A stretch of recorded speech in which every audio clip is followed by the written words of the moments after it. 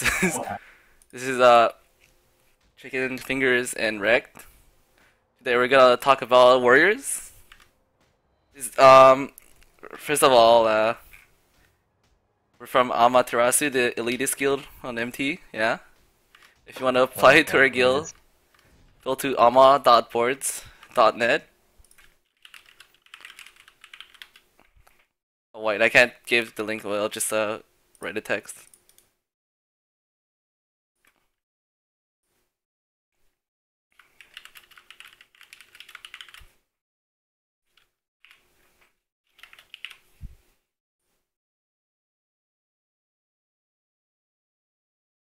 Yeah, perfect. Today we're gonna be covering everything about warriors, and Rek is gonna assist me in today's stream. So, okay, first of all,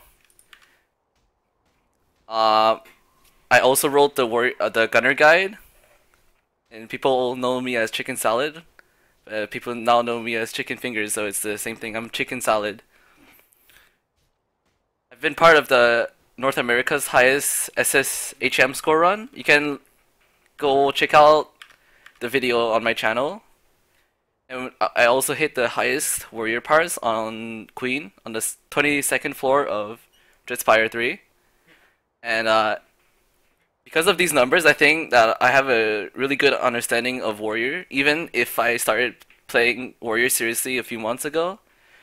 And yeah, I'll tell you about my rotation, my gear, my glyphs, and specific tips on how to improve your gameplay. So yeah, I'll also link my YouTube channel.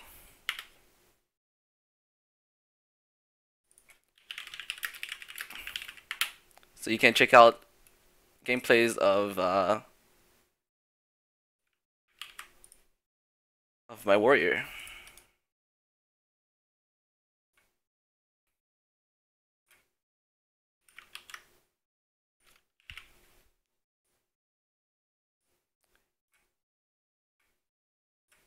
Right here. Oh, it's kind of messy, what the hell. Perfect. First of all, let's talk about Scythe. Scythe is your highest total skill damage, which means that, yeah, this here, Scythe, it the base damage is really low, but warriors have something called edge, where you build up the edge to do more damage on your side. So let's duel here, right? All your skills, not all your skills, but some skills will generate edge. For example, combative strike. You'll see I generated one edge, and then two edge, and then you can have to a maximum of 10 edge, where your scythe will deal the maximum amount of damage. Each edge is worth about 950 base damage, which means that it does a lot of damage. 40 to 45% of your total damage is contributed by Scythe. So you want to optimize your build to do the most damage with your side. One important thing to know about Scythe is the crit rate caps at 330 crit factor, which means that at that crit rate you'll be able to crit your Scythe all the time. Actually, the real crit rate of Scythe is 660 crit factor, but with the glyph, which is a true carving glyph, which means that it'll double the crit chance. For example, if you're at 40%, your Scythe will be at 80%, which means that at 330 crit factor, your Scythe will have a 50% chance to crit, but with this glyph, you'll be able to have 100% crit chance. And the reason why you shouldn't exceed that cap is because since 45% of your DPS is Scythe, you're gonna lose half of the value of Scythe of crit, which means that the value of crit will significantly diminish once you hit that cap because your Scythe won't get more DPS from having more crit factor. The crit factor will only affect your other skills, which scales not very well with crit factor, which I will explain later on. So yeah, I just wanted to talk about Scythe first because this whole guide is about Scythe basically. First of all, let's talk about the crystals. Oh wait, that's the wrong crystal. Sorry. First of all, since you're DPS class, you must be behind the boss all the time, which means that to optimize our DPS, we have to pick the highest damage dealing crystals. So, for example, here you wanna take Savage because it gives you more crit power when you're attacking from behind. Same thing with Bitter Neviate. And Focus will make you deal more damage when the boss is in rage. I'll explain this later on. Pounding Neviate is will increase your total damage by a certain amount depending on your crystal type. So these are the 4 crystals that you need as a DPS. It's a necessity no matter what. The only exception for this is if you wanna slay this crystal, it'll give you more crit power when your HP is below 50%.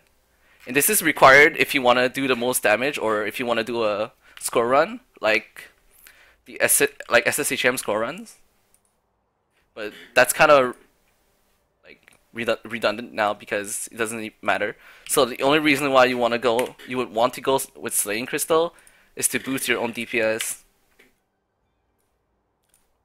Okay, so Rek, do you want to talk about why 4 Hardy Neviates is important? Sure. Since in PvE mostly you're going to be taking damage from monsters, so you're going to be using Hardy Neviates to reduce damage from monsters. Each Hardy Neviate reduces damage by 8.5%. And there's also a special crystal, a Glistening Hardy, which is actually optimal for warriors because they also need the MP. Since you're a warrior, you're going to be using MP a lot, and this will minimize the amount of mana pots and the mana reductions you'll have. You're going to be short on MP a lot, especially if your healers aren't giving you mana. You're going to be in a tight spot. Do you want to talk about the crystals for warrior tanks? Because I'm sure some people would like to know about them. Warrior tank. Yeah. There isn't really a set in stone combination of crystals for warrior tank, but you definitely need a Wrathful Crystal, which increases your crit power from the front, as opposed to the back, where you're DPSing. So you replace Wrathful with Bitter instead of using yes. Bitter. You also need a Threatening, which increases your aggro. Warriors don't have a built-in aggro system like Lancers do, so they're really short behind on aggro. I also recommend getting a Carving Crystal, because it's going to improve your crit rate from the front, since tanks are always short on crit rate. Because when you're in the back, you're going to get a lot more crit rate. And finally, you can either get a Pounding Crystal, or some people decide to get Savage, but that's a different story. You need a Focused. Focused, oh. Yeah. So it's either replace Carving with Pounding or use Carving. Oh, right. Yeah. But if you don't have like ninjas in your party, you don't need the Threatening Crystal. Yeah. Of course. Okay. For your green crystals, it really depends because the ratio between Keen Versk and Powerful Versk is 2-to-1, which means that both of them are in equal value. So the only thing which will determine which crystal you'll use is if you hit the Scythe cap. So if you haven't hit Scythe's crit cap, you want to use as many Keen Versk as possible to hit that cap. But once you reach that cap, you won't need to use more Keen, so you just use Power Versk. And that's pretty much it. There's no other combinations. Attack speed is bad because it doesn't provide enough DPS. Okay, let's talk about gear. So, as a DPS, you want to roll increased damage to enrage monsters as opposed to the other rolls. I'll explain. Skill cooldown is only viable if you have extremely low ping because of how the animation lock works in warrior skills. Because every warrior skills has like this annoying animation lock, and you can't cancel it no matter what. And the ping won't make the animation lock longer, but it'll since it takes more time to cast the skill when you have high ping, it's gonna like increase the amount of time between each skill. So, this means that low ping players can fit in more skills as opposed to someone with high ping. And also, so yeah, skill cooldown is only useful when you have really low ping. And also, it'll kind of modify your whole rotation because this guy is based on one skill cooldown roll and not two. And also, because of Blade Draw's nature, it has a reset glyph, a 50% reset glyph. When you reset your Blade Draw, you're basically not using the roll, so it's kind of useless-ish. Okay, now about attack speed. I think attack speed is not very good because it's kind of bad for a low ping player. Because you're gonna burn through your skills so fast that you won't be able to use anything else except for like useless filler skills like pounce or like I don't know, like Cascade of Stun or whatever. So it's basically counterintuitive for a low ping player to roll for this. However, as a high ping player, it's more or less viable to roll for this because, as I explained earlier, you'll do less kills compared to a low ping player. So with the attack speed roll, you're gonna kind of you're gonna have the same ping as a low ping player, but in my opinion, it's not worth it because you're gonna lose the 9.3% in rage damage against monsters. Yeah. So let's talk about the bottom rolls. Oh yeah, also crit factor is bad. It's just, yeah, you don't want to roll crit factor. You know, because you can get crit factor from your jewelry and etchings, which, yeah, and cooldown is like, you can't get it from anything else, attack speed too. But enraged damage monster is the best because it increases your damage by so much, like, especially when, and it scales extremely well with Scythe because your Scythe does like 10 million damage, and if you add in like 9.3% more damage, it's gonna be like, it's basically adding like 500k more damage.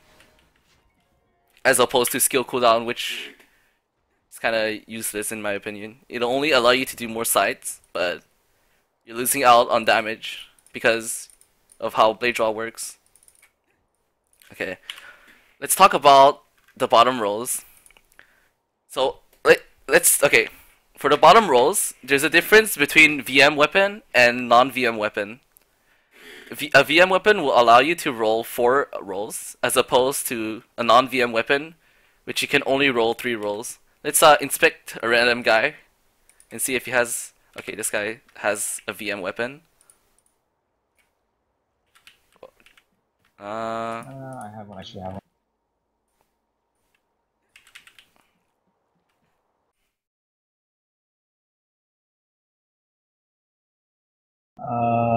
No, I don't. Yeah, let's search in town and see if we can find a newbie.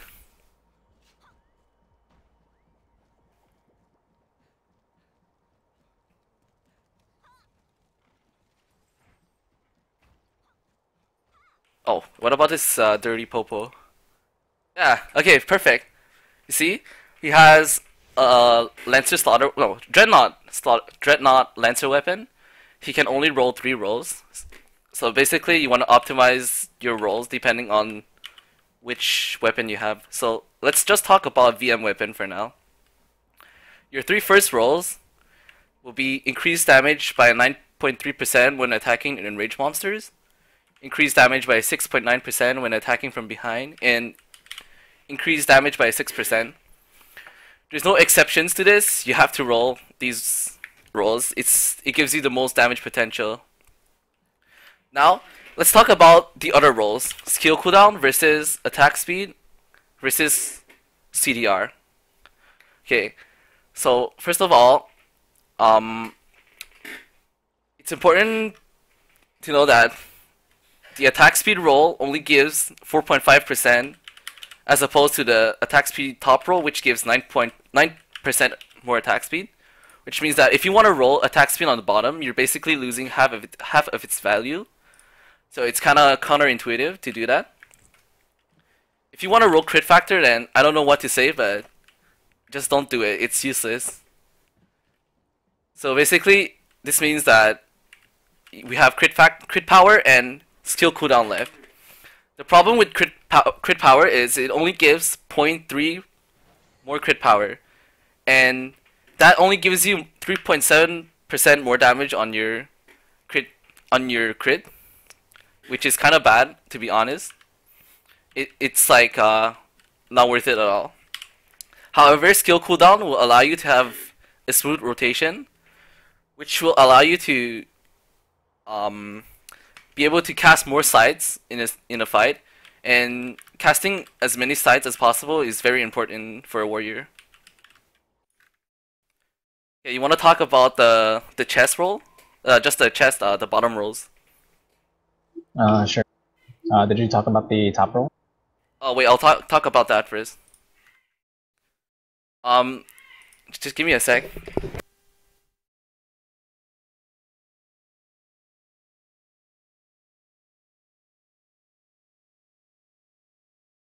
Sorry about that. Okay, so increased skill damage versus cooldown. To be honest, cooldown isn't that bad. However, keep in mind that you have a reset glyph for your blade draw, which means that every time you reset your blade draw, you're not using the cooldown glyph.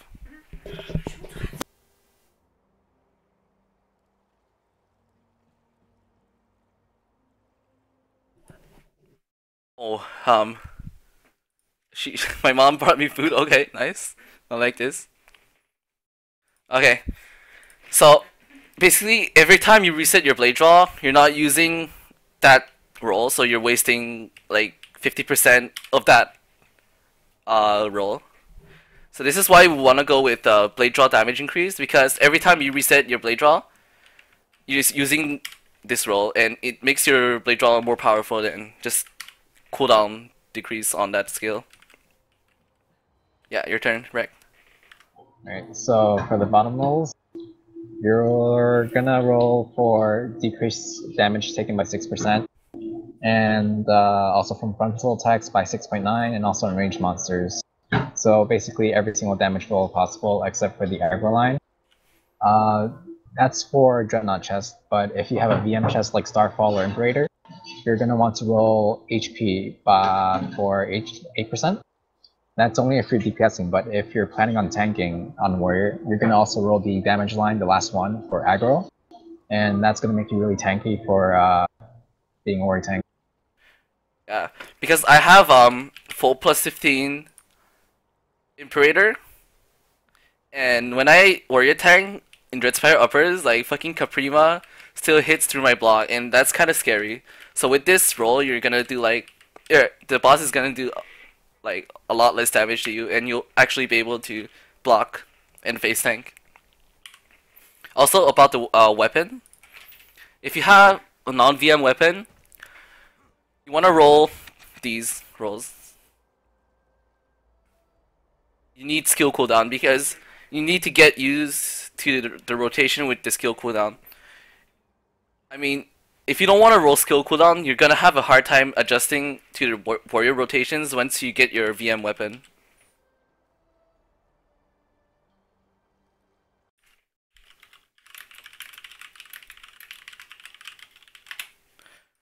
Okay, let's talk about etchings now. Okay, this is a really important part. For warriors, you benefit from every single etchings. Let's talk about energetics first. Energetics etchings are actually my favorite one because it gives you a lot of attack speed, which results in fewer animation locks. And honestly, like the animation locks on warrior is so cancer. Like I don't even want to play warriors sometime because of the animation locks. So the energetic etchings will give you skill cooldown and attack speed, which means that they synergize well with each other, which means that your rotation will not change based on what etchings you use. You're aware that running double energetic is kinda suboptimal because you lose too much crit slash power. However, if your ping is like 300 or like 400, then I'd recommend using double CDR etchings because at that kind of ping, like it's almost unplayable. So keep in mind that during Deadly Gamble, you'll have Adrenaline Rush, which will give you 20 more attack speed, Lane's Root Beer, which gives another 20% attack speed, and a Quatrefoil Brooch, which will give 12% more attack speed. This means that you have so much attack speed that the energetic etchings won't even help you during Deadly Gamble. So basically, you have to sacrifice something here. During Deadly Gamble, you want to focus on building edge as quick as possible and then using Scythe as much as possible, which means that the power etching, which means that power is really important during Deadly Gamble. Also, during Deadly Gamble, it halves the cooldown on your skills, and the cooldown gain from your CDR etching is kind of useless. So yeah, basically in Deadly Gamble, CDR etchings are more or less useless. Rek, do you want to talk about the pumped etchings for warriors? You didn't just talk about. No, I talked about energetics. Hello.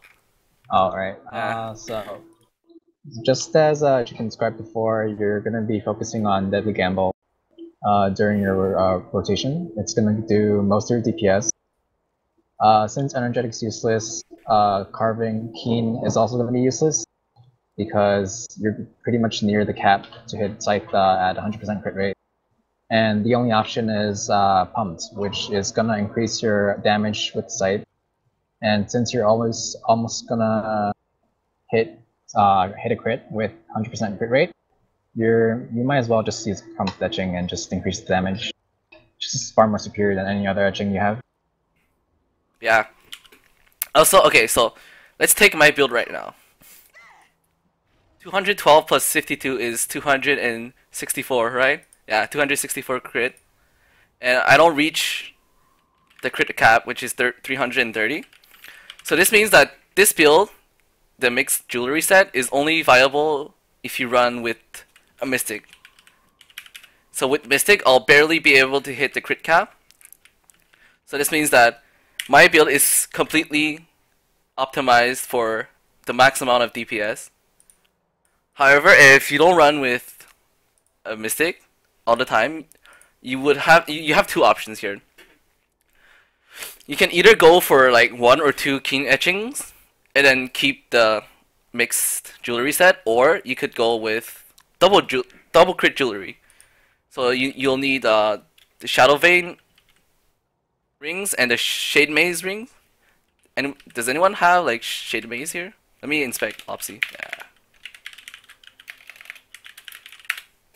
Yeah. See, this ring is the same thing as a Shadow Vein ring. However, but since the PvE rings are unique, this means that you won't be able to have 2 of the same type of rings.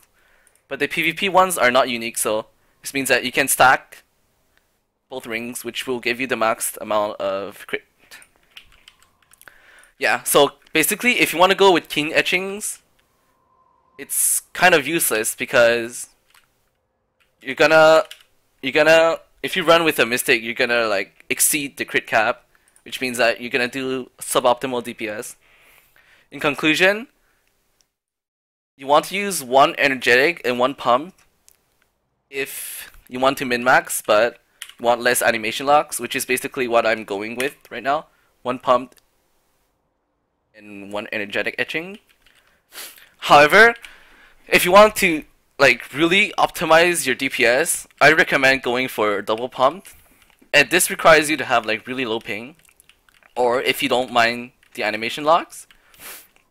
However, I think that having 1 energetic helps a lot.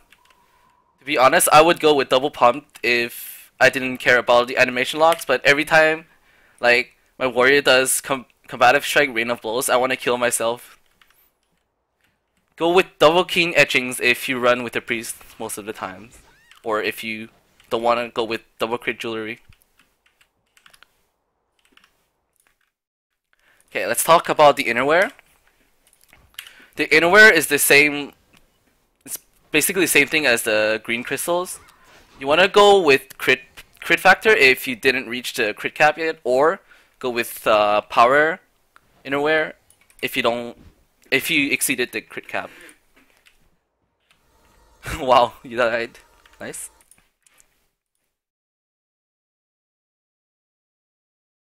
Well, people are asking me how much money I spend on my gear. Oh man. I don't swipe, okay? I farm everything on my own. Okay, let's talk about the brooches. To be honest, like Quick Heart Brooch is like it's like nothing compared to Empowered Brooch. During Deadly Gamble, having more attack speed helps, but it's not like that important. During Deadly Gamble, your goal is to do as many sights as possible, which means that optimizing your damage per sight is very important.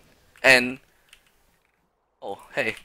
So this means that crit factor is kind of useless because it doesn't really affect your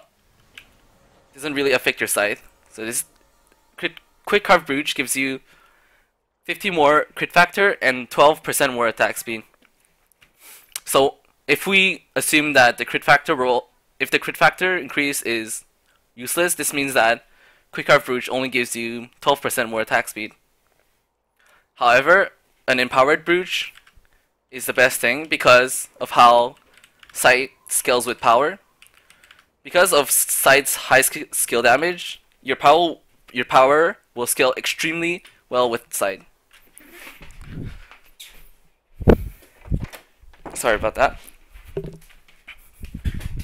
So yeah, in my opinion, like Quick Carve Brooch is kind of useless during Deadly Gamble, and Empowered Brooch is way better because of how OP the power you gain from it is. However, note that if you have a Quatrefoil Brooch, which is this Brooch, it's obviously way better than Empowered Brooch and Quick Carve Brooch because it combines the raw damage of Empowered Brooch and the attack speed of Quick Carve, making it a very, very powerful Brooch.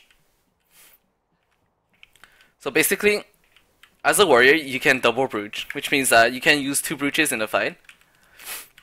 The only way you can double Brooch, yeah. You see, he used his Brooch twice. So basically, before you enter a fight, you want to use your Quick Carve Brooch first.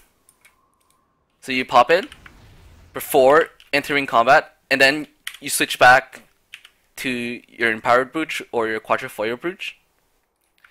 And then you'll be able to benefit from the attack speed and the crit factor at the beginning.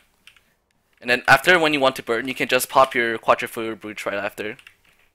Also, the reason why I don't double Brooch with Empowered Brooch and Quatrefoil is because Quatrefoil Brooch and Empowered Brooch share the same cooldown, which means that if you use Empowered Brooch, you won't be able to use Quatrefoil Brooch. Okay, let's talk about the combo attacks, which is kind of your auto attacks. It's kinda useless. It gives you mana, but you shouldn't rely on the combo attacks to get mana, because combo attacks makes you lose DPS since it's not even a filler skill. It's like the last filler skill that you'll use. The mana gain is kinda nice, but you don't want to use that. You want to use potions or a glistening crystal to get your mana back. Okay, you want to talk about the rest of the skills, right? Evasive roll? Evasive roll? Yeah. Alright, let's just say that warriors are meant to be played as really broken DPS classes because they can roll all over the place. You can probably roll like 4 times in a row. You also have a skill called Death from Above, which is a really, really long iframe, which dodges the boss's mechanics, most of them, at least. Yeah. And your final iframe is Backstab.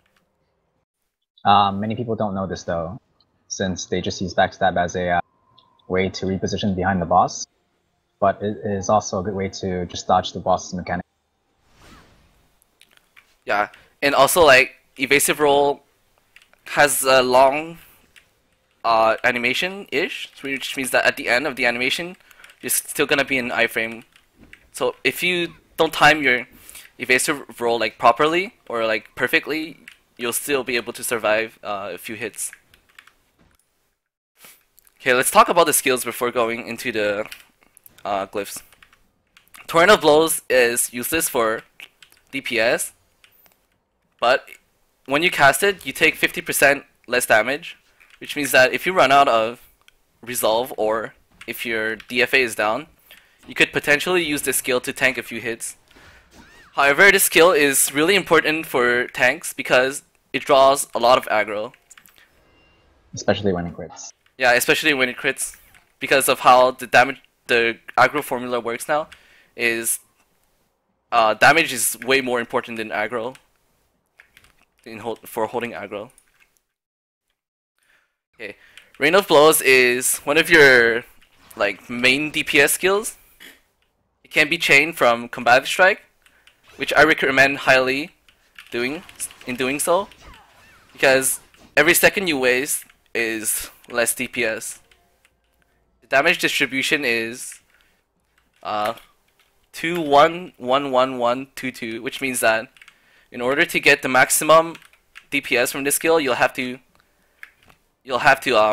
finish the animation until its last tick. You only gain edge from the last tick of Rain of Blows. So if you cancel your Rain of Blows early, you won't be able to gain the edge from it. You can also chain Rain of Blows from Cascade of Stun and Pounce. Yeah, but keep in mind that if you don't have Combative Strike up, but you need to use Pounce, it's recommended to use Cascade of Stun into Rain of Blows instead of Pounce into Rain of Blows, simply because Cascade of Stun animation is way faster than Pounce. However, if you glyph Pounce for attack speed, I guess you could kind of use that instead of Cascade of Stun, but you kind of waste 2 points for that glyph, which can be used in something more useful. Battle Cry is mostly a tank skill, but you could sometimes use it during PvE if you need to stun a boss. Battle Cry is really good for tanks because it doesn't take a lot of time and it generates a lot of aggro, which means as a tank, at the beginning of the fight, you could Battle Cry to get aggro and then Torrent of Blows to ensure that you have aggro. Let's talk about A stance and D stance. A stance should be activated all the time. Remember that every time you log back in, you have to activate it again. It gives you 18 power, 50 crit factor, but decreases your endurance by 10%. But don't be worried about that because the endurance taken away from you is like basically nothing. So yeah, don't be too worried about the endurance loss.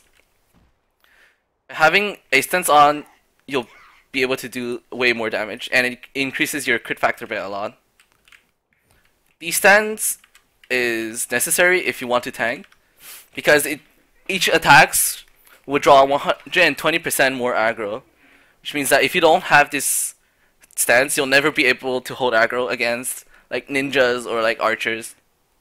It also increases your endurance by 25%, which is nice, but that's not as important as like other things because it only increases your base endurance if I'm right. Actually, no, it increases your endurance in general. But anyways, keep in mind that when you're DPSing, sometimes it's okay to switch to D-stance if the boss is like almost dead, because Infuriate will allow the boss to be enraged, so that you can enrage it, and then your party will do more DPS as opposed to if the boss is not enraged. You're gonna lose a bit of DPS, but your whole party is gonna gain more DPS from doing so. Also in D-stance, you can cancel the animation locks on your skill. And as a tank, it's important to be able to properly block cancel to be able to hold aggro optimally and deal damage optimally.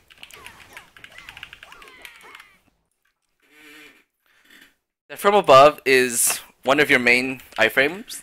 It's actually really good. It generates one edge.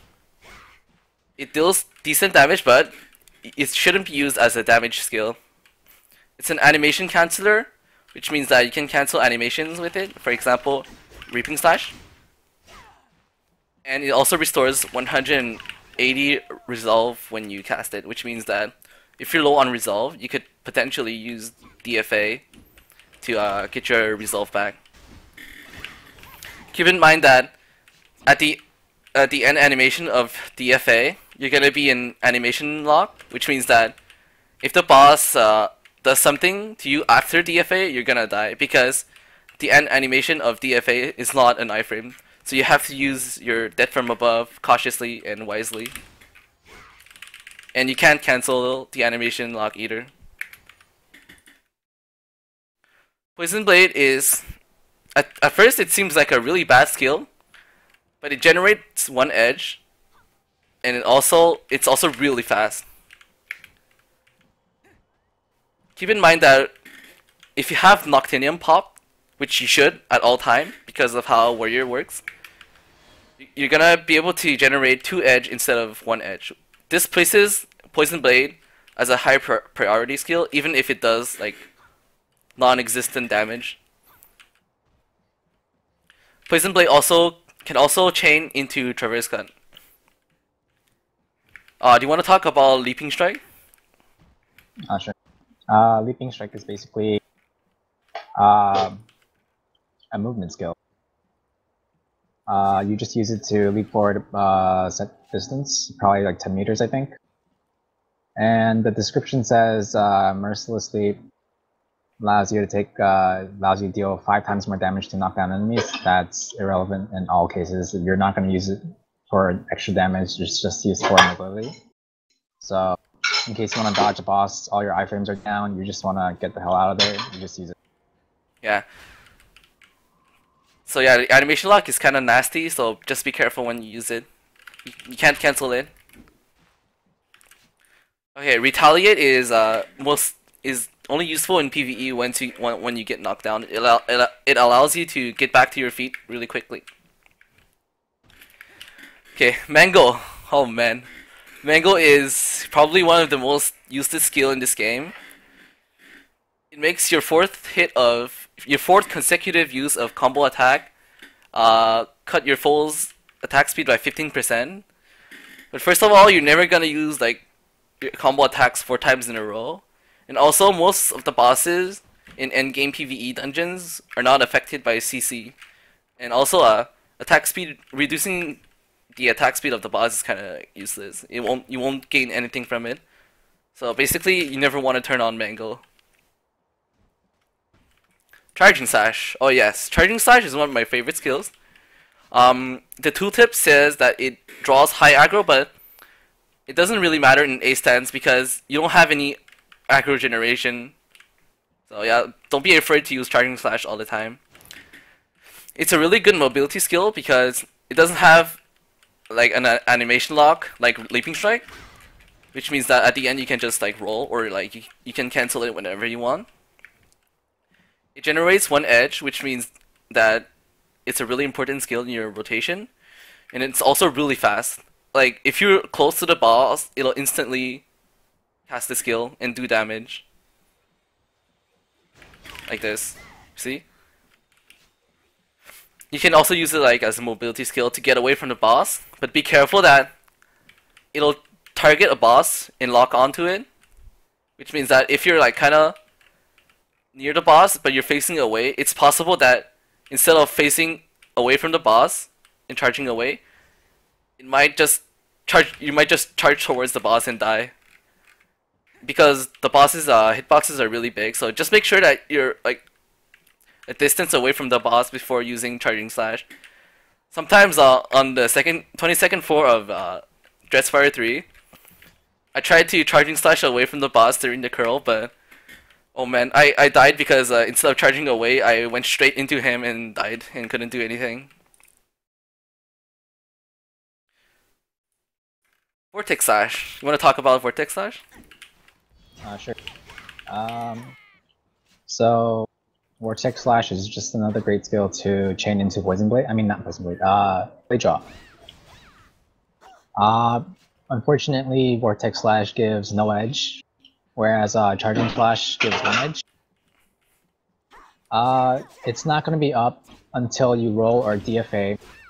After you roll DFA, you can use Vortex Slash and then Poison Blade. I mean, not Poison Blade, Blade Draw. Basically, just don't try to roll or DFA just so you can use Vortex Slash Blade Draw. This skill is pretty much a high damage skill. You want to use it when you can, but don't force yourself to use it. Yeah, because you're gonna lose a lot of damage because, let's say instead of using Vortex Slash Blade Draw, you could have used Rising Fury Blade Draw Scythe. You're gonna spend more time rolling and then gaining no DPS.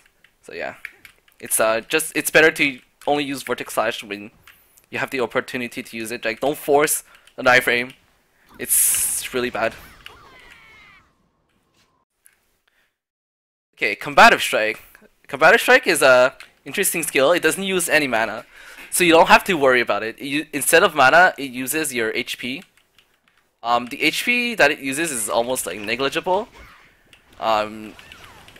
You won't even notice it. The healer will just heal you back up to 100% without any problem. However, keep in mind that if you want to slay as a warrior, you have to have the Blessing of Balder skill, which increases your HP, which heals you for like 3k HP per 2 seconds. Most classes won't need to use this buff when they're slaying, but as a warrior you have to use this buff. Rising Fury. Rising Fury is mostly a movement skill, but it's also a damage skill. It chains into Blade Draw. Oh yeah, shit. Combative Strike also chains into Rain of Blows. Whoops. And it generates one edge. Rising Fury is a movement skill, so yeah, it can also chain into Blade Draw. The damage is kinda bad, so you don't want to use this too often, and also it requires like a lot of time to cast. There's two parts to Rising Fury. The first part does 2 slashes, and then the second one moves you forwards and like does a very big slash. So basically, Rising Fury doesn't have any animation locks, so you can use this skill to move around the boss really easily and efficiently. If you want to maximize your DPS, you want to use Rising Fury along with Blade Draw. So let's say the boss is like you're in front of the boss and you want to get behind. Instead of like wasting a roll, you can use Rising Fury to get around, and once you get behind, you can just use it again and then chain it into Blade Draw. It does. Rising Fury generates. Wait, does it generate an edge? Yeah, it generates one edge. Okay, Deadly Gamble is one of the most important skills as a warrior. It's broken the same. Skill. What? It's a broken skill. Yeah, it's a broken skill. It's not even a Deadly Gamble. In the past, when you used Deadly Gamble, it had like a 1 second animation lock, and also it used to reduce your crit crit resist by like 50 or something. So it's kind of a deadly gamble. But right now it's like a non-deadly gamble. It's basically the equivalent to Reaper's Shadow Reaping and Slayer's ICB. So you want to time your deadly gamble with a rush or contagion. So you want to burn efficiently with your team. You want to burn as a team. So you want to save your deadly gamble for when you want to burn. Basically, deadly gamble increases your crit factor by 50%. Your crit chance by 50%. So your skills will crit a lot more often during this time. So that's a plus. But the main thing that's like really good from deadly gamble is it reduces your melee cooldown by 50%, which means that you can spam your skills during this time. So it's like really broken because you can stack edge really fast and then cast a lot of sides. Cascade of Stun is mostly a filler skill. As stated previously, it can chain into Rain of Blows and should only be used as a chain skill into Rain of Blows. Okay, you want to talk about Backstab? It's probably your favorite skill, eh? Not sure. Alright. Oh yeah, you should go for this one, yeah. Oh no, my mouse glitched. Alright, so first of all, Backstab is a stun. So when you're anywhere around the boss or a mob, you just aim, backstab, stun. Yeah, I can't move. Secondly, it's also an iframe. So pretty much during your time, you're teleporting behind him, you're invincible. Yeah. So you can use backstab as like an emergency iframe if you need to iframe anything. It also go on. It adds an edge. So pretty much you're on your way to Scythe. Yeah.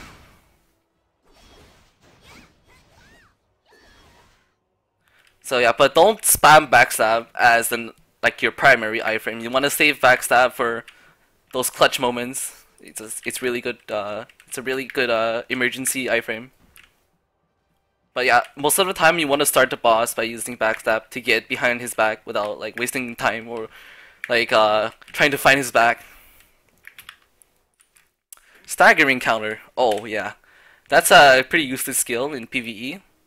You'll only use this skill like to stun the boss, but it's not really reliable because if you don't get hit, then you won't be able to use this skill. Yeah, you want to talk about Smoke Aggressor? Sure. Tell us a story of the past. Alright, so what Smoke Aggressor basically does is it sacrifices 20% of your HP. It summons this the Shadow. It targets a mob, probably the boss you're fighting, and basically does no damage, unfortunately. What this does is basically nothing. It's just an extra body. PvE won't really do much, but it can serve as an extra body to help with certain boss mechanics, such as first boss, 16th boss of Dreadfire. It can also take your aggro when you cast it. So basically, when you're in a pinch, you can just cast the aggressor, and the boss will be just basically following that flanker while you can res your healer if he's dead. And you pretty much save the party from a wipe. Yeah. Oh yeah. And also yeah, go on. There's also a skill called Smoke Flanker, which is pretty much only activated if you block, but that's only for tanks. It basically also summons a shadow. And just hit me one time. Wow. I'll just use. Alright, basically you see there's an extra shadow that was from the flank. It also takes the aggro, and the boss will be focused on that, and you can just run around, do whatever. Maybe res the healer. Maybe get yourself saved. Yeah. Talk about slaying. You can talk about slaying. You do more. Okay. So, uh, previously I talked about the slaying crystal, and one thing like really cool about warrior is that you can get your HP low without actually taking damage. So basically, smoke aggressor sacrifices 20% of your current HP to summon shadow, which means that you can use it to get your HP low. However, you can cancel the animation of smoke aggressor, and by doing that, you won't summon your shadow. So this means that your smoke aggressor won't go on cooldown. You can cancel the animation of smoke aggressor with roll, DFA, or block. So yeah, if you wanna like right before the fight, just try to get your HP low by using roll and DFA. So yeah, that's pretty nice. Also, like during the fight, if your HP is like too high for sling, you can like probably just use one smoke aggressor to get your HP low without any problem. Okay, let's talk about pounce. Yeah, pounce is a bad skill. Don't use pounce. Oh yeah, well it can be used as an emergency damage absorber skill because it reduces the damage taken by 50%. That's pretty much it. Traverse cut is the reason why warriors are taken into parties. It applies a debuff, which is 0.35%. It decreases the endurance of the boss by 0.35% per hit, and you can cast up to 3 Traverse Cut if you don't chain it. So yeah, if you chain it, you'll be able to hit Traverse Cut 13 times. So you always want to chain Traverse Cut from Combative Strike or Poison Blade. It also chains into into Blade Draw, which means that it's a high priority skill, and it's like really fast too. Always try to chain Traverse Cut into Blade Draw whenever you can. Blade Draw. Okay, Blade Draw is one of your most important skills. It generates 1 edge if it's not glyphed, but if you glyph it, you'll be able to generate 2 edge. It deals a very good amount of damage, and because of its high damage and because it can also reset, your whole rotation will be based around Blade Draw if it resets or not. And I'll talk about the rotations later on once we finish with the skill description and the glyphs. Okay. Scythe, I already talked about Scythe, so yeah, we don't really need to say anything more about it. Reaping Slash. You want to talk about Reaping Slash? In PvE, Reaping Slash is a stun. Basically another stun. You chain this mostly after Rain of Blows. So let's say, for example, you're going to do Combative Rain of Blows. You want to follow up with Reaping Slash if you want that extra edge. Let's say the boss is at 7 edge, Combative will be 1, Rain of Blows will be 2, Reaping Slash will be the last one, and then at 10 edge you can Scythe. So it's just there so you can add that extra edge whenever you need it after Rain of Blows, and you can pretty much Scythe that 10 edge for your convenience. Yeah, it helps a lot with edge management, and yeah, you can cancel the animation of Reaping Slash with roll or DFA, so it's like really good. Because well, the thing about roll is it doesn't add any damage. However, because of the attack speed proc that you can get from it, it's like really good. Okay, cross parry. Cross parry is your block. You can only use it when you're in D-stance, so it's mostly a tank skill. And yeah. Don't touch it. Don't touch it if you're DPSing.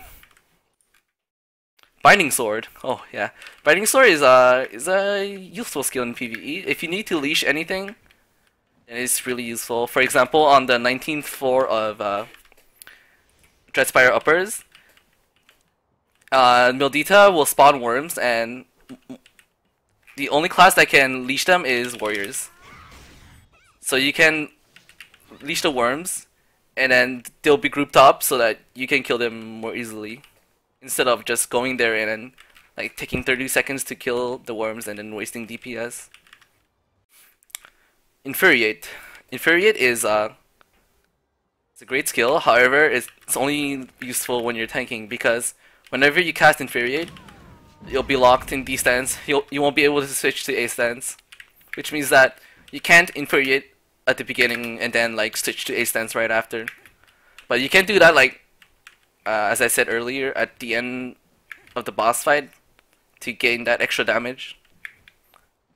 Yeah, and when the boss is enraged, he'll do less damage, and you'll do more damage to him because you'll benefit from the enraged damage roll and from your focused Neviat. Okay. Let's talk about the Glyphs. This is my Glyph page. In my opinion, it's the it gives you the most damage. For combo attacks, you don't want to pick any Glyphs, because it's pretty much useless. For evasive roll, there's two Glyphs that are really useful.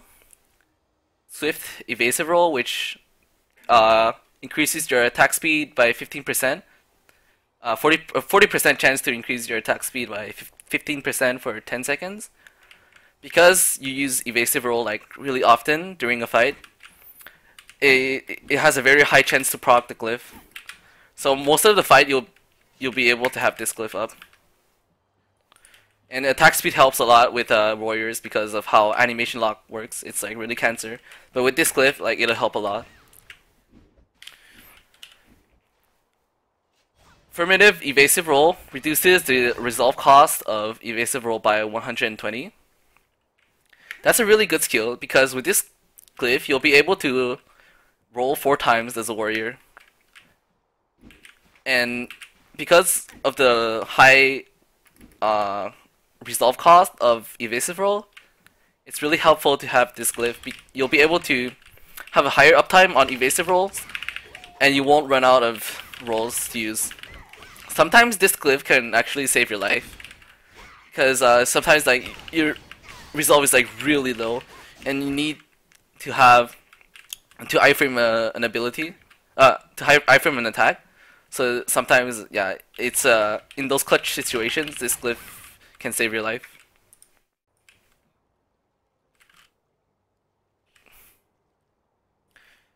When you're tanking, you can probably pick the Threatening Torrent of Blows if you don't have a Threatening Crystal.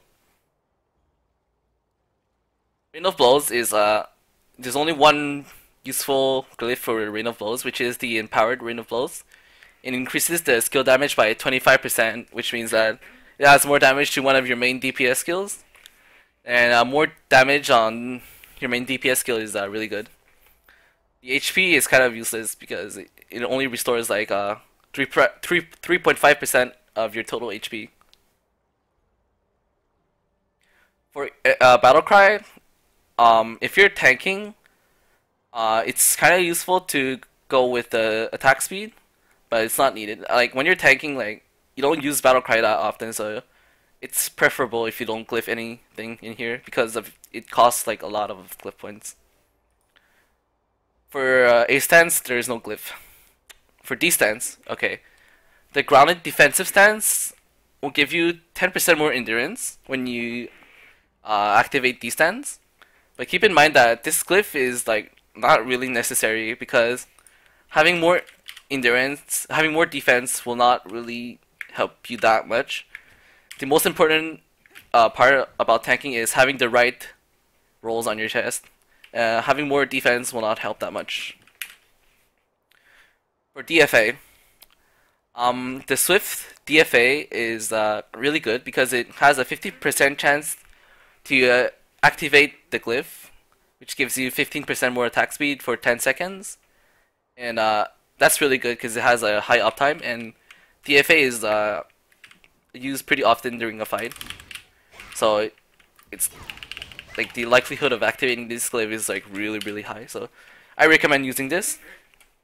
Energetic DFA decreases the cooldown of DFA by 30%.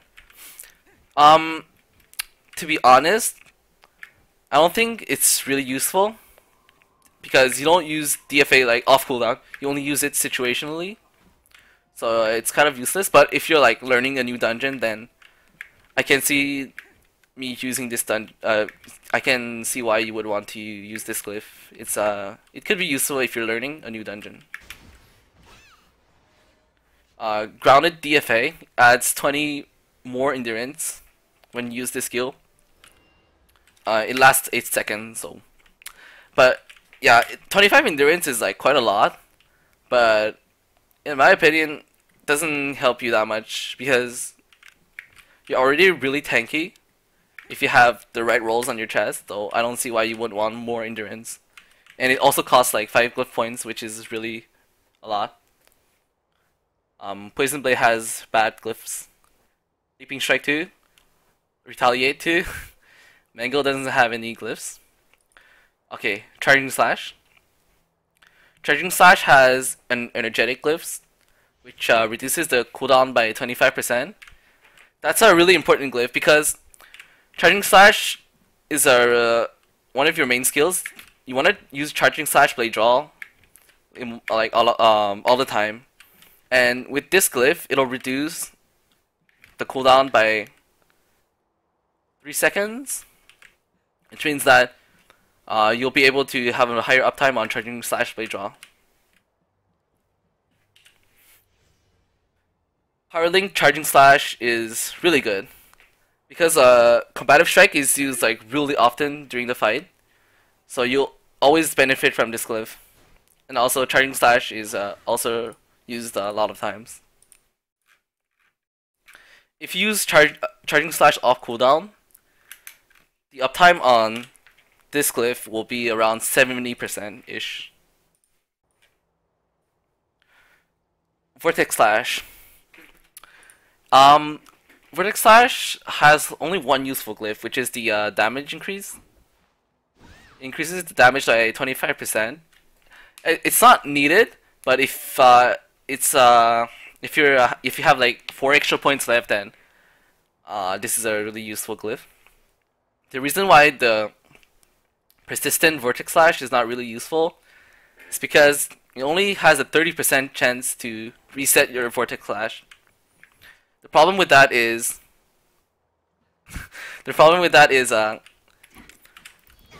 you have to activate Vortex Slash again if you reset it, which means that you have to roll again. And the only moment you want to use Vortex Slash is to chain into Blade Draw, which means that your Blade Draw also has to reset in order to use this glyph. So you'll only use this glyph 15% of the time. Well, I know it has a 15% chance to reset, and then your Blade Draw too. So like, yeah, it's a really low chance to use this skill. Combative Strike. The Power Link Combative Strike is, in my opinion, it's not that great because you don't use Rising Fury that often, and it costs a lot of points. But if you're adamant about it, I guess you could glyph it. But I would rather go with Vortex Slash damage increase. Also, Combative Strike decreases the endurance of the boss by 8%, but it gets overwritten by every other endurance buff. I mean, Lancer's endurance buff, debuff, Zerka's endurance debuff, and also Brawler's endurance debuff. So it's only useful when you're tanking. It only applies when you're tanking. Lingering Combative Strike is not good because you use Combative Strike really often. The Power Link Combative Strike for Leaping Strike is bad. And the Sanative Combative Strike is actually really good. To be honest,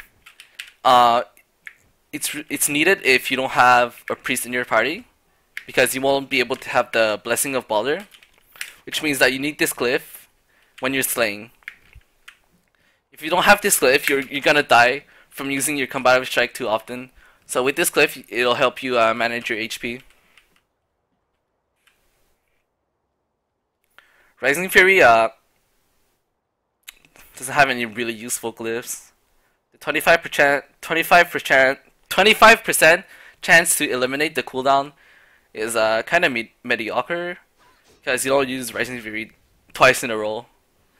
And the numbing is also kind of useless. Okay, Deadly Gamble.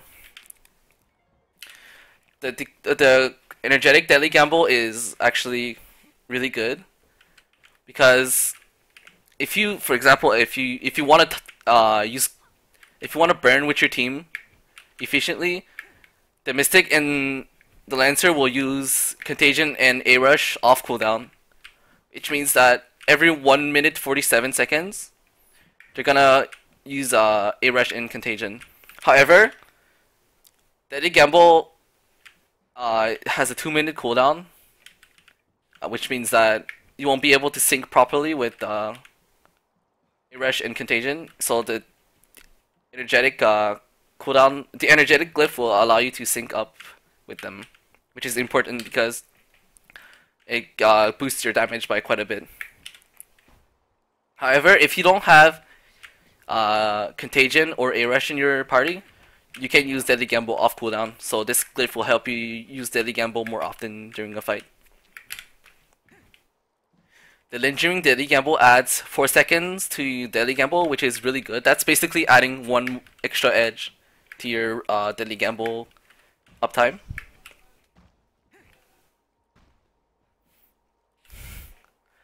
Yeah, there's not really any useful glyphs for Cascade of Stuns. For Backstab, I think that the increased edge generation by 1 is kind of good, but it's, to be honest, it's all about playstyle. Rek, do you use the this glyph? Yeah. His rotation will be kind of different, but not by much. And if you have extra points, then you can use it, and you can use this glyph.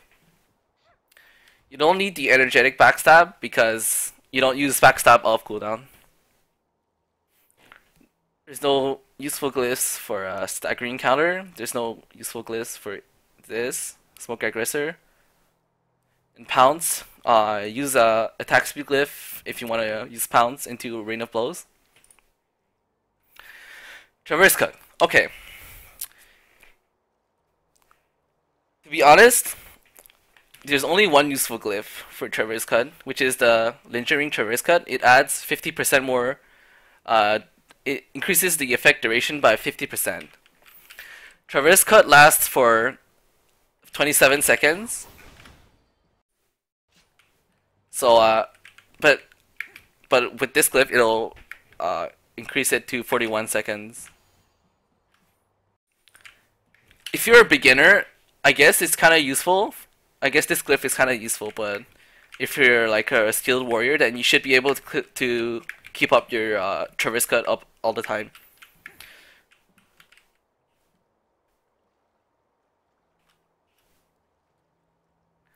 Blade Draw. The increased damage on Blade Draw is really good because Blade Draw is a high priority skill, which means that you use Blade Draw pretty often. By the way, Rekt has to go for like 10 minutes, so I'll be talking alone. Persistent Blade Draw is really good. It's actually mandatory. Like, without this glyph, warriors are useless. Your whole damage comes from Blade Draw, and with the 50% chance to eliminate the cooldown, your DPS will go up by a lot. Because, basically, you'll be able to generate edge faster, and you'll do more damage.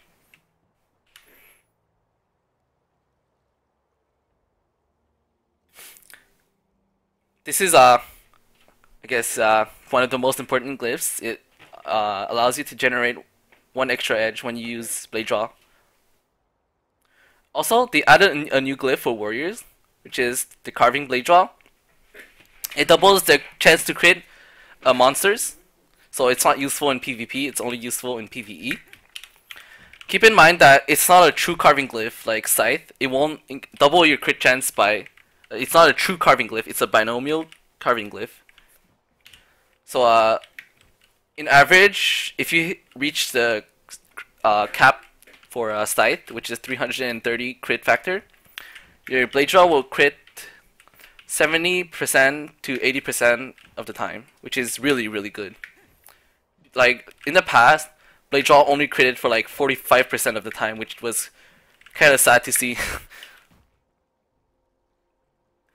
So yeah, carving Scythe is really good because it's a true carving glyph, and empowered Scythe is also really important because it increases your edge damage by 30%, which means that each edge will do more damage. So that means that yeah, it's really really good. It will allow you to deal way more damage on your Scythe than usual, and it's more damage on your Scythe means more damage overall. You can't not glyph this glyph. It's really important. Reaping Stash doesn't have any useful glyphs. Oh yeah, cross parry. If you're tanking, then take this glyph. It will increase your power by 15% if 30% of the time on a successful block, which is you block all the time. So this is basically a 100% uptime glyph. Not useful. Not useful. Oh yeah, when you're tanking, having this glyph is useful for long fights, because it will allow you to use Infuriate more often.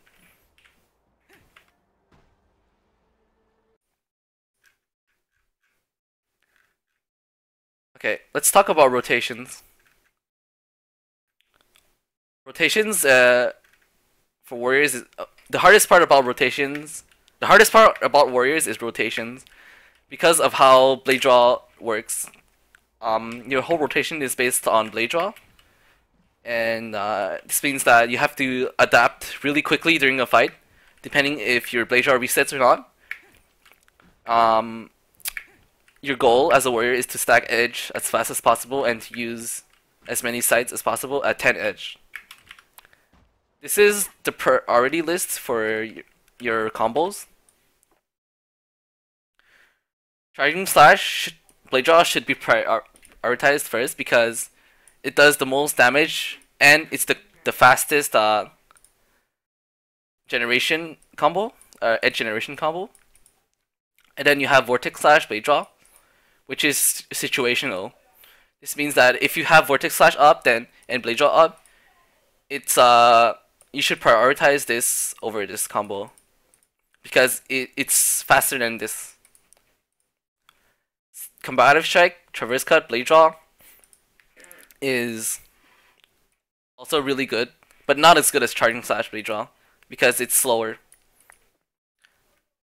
And yeah. Poison Blade is really high up the list because it does no damage, but the edge generation is really good. And then you have RF Blade Draw, which is the least powerful blade draw chain. So basically, blade draw chains are more important than anything else. And then you have Combative Strike, Rain of Blows, Reaping Slash optional, and that generates 2 edge. And you also have CS Poison Blade, Combative Reaping Slash, and then Cascade of Stuns, Rain of Blows.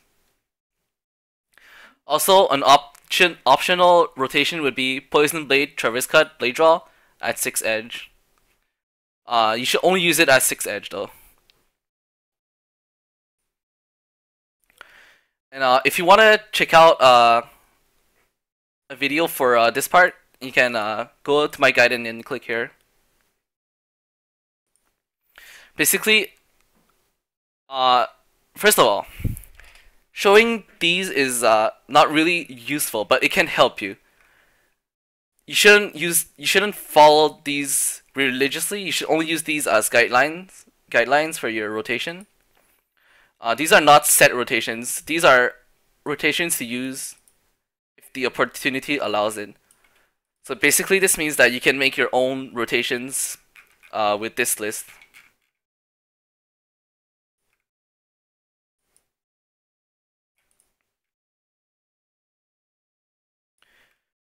So if your blade draw doesn't reset, you can use this. Usually I would use this rotation at the start because you need to use Rxkt at the beginning of the fight, and then yeah, and then you have to build edge as quick as possible. I won't talk about too much of this because there's a lot of text and it's not that useful, to be honest. If you want to know more about the rotations, then just go visit my guide. It'll be easier to discuss about these. But just keep in mind that using the best blade draw chains and then the best edge generation chains is the most important thing about Warrior.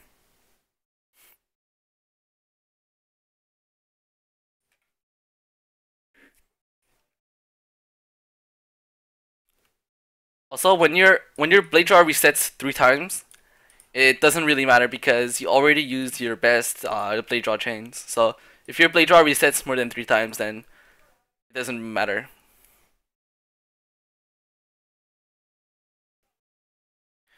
Edge management. As a warrior, managing edge is really important. And to help you that, I've created this list. At 3 edge, you want to use one 3 edge combo and a 2 edge and two 2 edge combos, which means that you could so let's say 3 edge. You can use Charging Slash, Combative Strike, Poison Blade, and then you're at 10 edge, and then Scythe. This is basically how I made my rotation list. This is basically this is basically 2C and 2D. Oh, 2C, yeah. At 4 edge, you want to use 3 2 edge combos or 2 3 edge combos, which means that you can either use CS, Rain of Blows, Poison Blade, Verdict Slash, Blade Draw, or Charging Slash, Blade Draw, Combative Strike, Rxkt, Blade Draw, Scythe. Both of those work. You want to use the best Blade Draw chain available, of course. At 5 edge, you want to use a 3 edge combo and a 2 edge combo, which means that you want to do something like Charging Slash, Blade Draw, Poison Blade, Scythe, or Charging Slash, Blade Draw, Combative Strike, Rain of Blows, Scythe. At 6 edge, you want to use a 2 edge combo. So either Blade Draw, Poison Blade, Rxkt, Blade Draw if it resets again, or Combative Strike, Rain of Blows, Blade Draw, Scythe. At 7 edge, you want to use a 3 edge combo. So either Charging Slash, Blade Draw, or Combative Strike, Rain of Blows, Reaping Slash, Blade Draw, or Combative Strike, Poison Blade, Blade Draw. Okay, let's talk about using Scythe at 9 edge versus using Scythe at 11 edge. The thing about edge is, each edge will increase your chance to crit, which means that at 10 edge, you'll be able to have a 100% crit rate on Scythe. But if you're at 9 edge, this means that there might be a chance that you won't be able to crit your Scythe. However, at 11 edge, you waste 1 edge, which is potentially 950 base damage. However, in my opinion, based on my experience, having a 100% crit rate on Scythe is better than losing a few damage. Since DFA also gives you 1 extra edge, this means that you have to manage your rotation properly. So like, let's say you were at 5 edge and you were planning to use like Charging Slash, Blade Draw, Poison Blade, Scythe. Instead of using that, you're at 6 edge. When you use DFA, you can use Vortex Slash, Blade Draw, Poison Blade, Scythe. You have to adapt to your situation based on your edge. Okay, let's talk about the Deadly Gamble rotation. During Deadly Gamble, you want to use the best Blade Draw chains and the best edge generation chains. And I'll give you one really useful Deadly Gamble rotation. This only works if, well, this is not only, but you can use this if Blade Draw doesn't reset at all. So, Charging Slash, Blade Draw, Poison Blade, Combative Strike, Traverse Cut, Blade Draw. It'll give you exactly 10 edge, and it's really fast.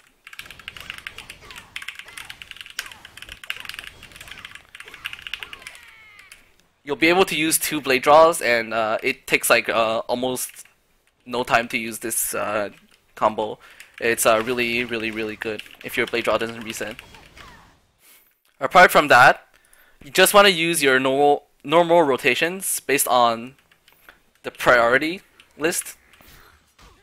You can know more about those rotations if you go check out my guide. Okay, let's talk about your mobility rotations. Because of how Rising Fury works, after the first activation of Rising Fury, you won't have any animation locks, which means that you can play around with your skills. For example, a really good combo would be Rising Fury, Leaping Strike. That's pretty useful if you want to like get really far away from the boss.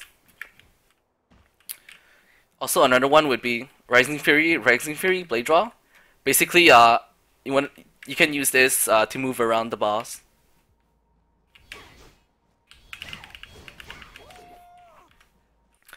And then Rising Fury, Combative Strike is also really good.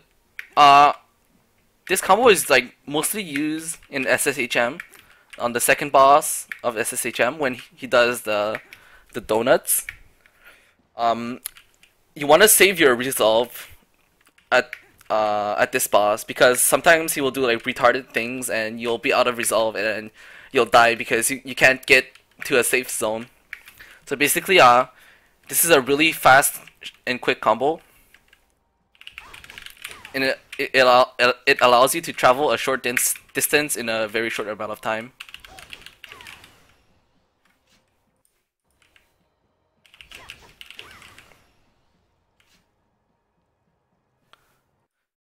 Okay, also the last mobility combo that you can use is Rising Fury, Charging Slash. That's a really good rotations because it allows you to like move really far away from the boss. But most of the time we won't need to move that far away. You just want to iframe or whatever. Okay, let's talk about the extra combos. If you want to attempt Chandra Manaya, the boss on the 22nd floor of Dreadspire Upper, you want to know this combo. It's a backstab DFA. So basically, when Chandra Manaya does her curl, you want to use this skill. I'll give you an example.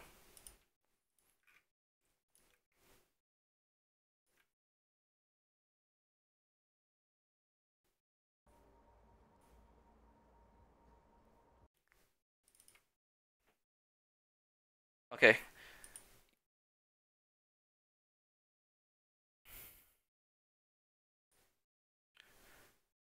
You see how the queen does the curl? You have to time your backstab DFA really well to be able to iframe her curl. So yeah, this is how it works.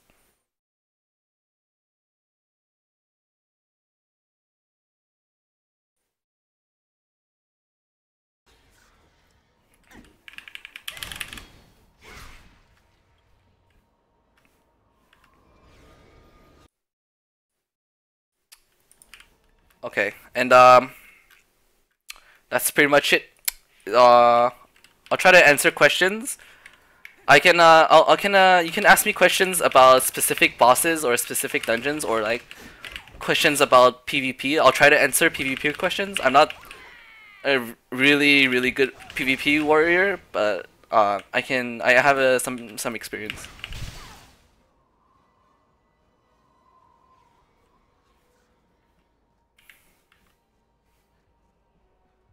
Okay, let me look at the questions. Mm. Oh yeah, for the 30-man raid. Okay, so basically, you can't bring two warriors in the same party because both of them will share edge. So that means less damage for both of them. During the 30-man raid, they'll make it so that the boss will you'll be able to use Scythe at like 0 edge and still gain 10 edge damage, which means that you can spam Scythe off cooldown. So basically, it doesn't matter what really matter what you use, but you just use the best blade draw chains, and then when your Scythe comes up, you just use Scythe. That's pretty much it.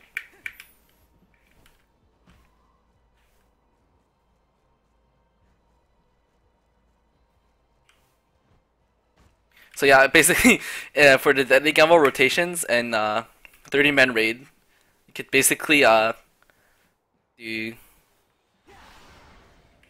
charging slash, blade draw, scythe, poison. Oh no, actually no. Charging slash, blade draw, scythe, combative strike, charging slash, blade draw, scythe, combative strike. That's the highest damage rotation you could use in the 30-man raid.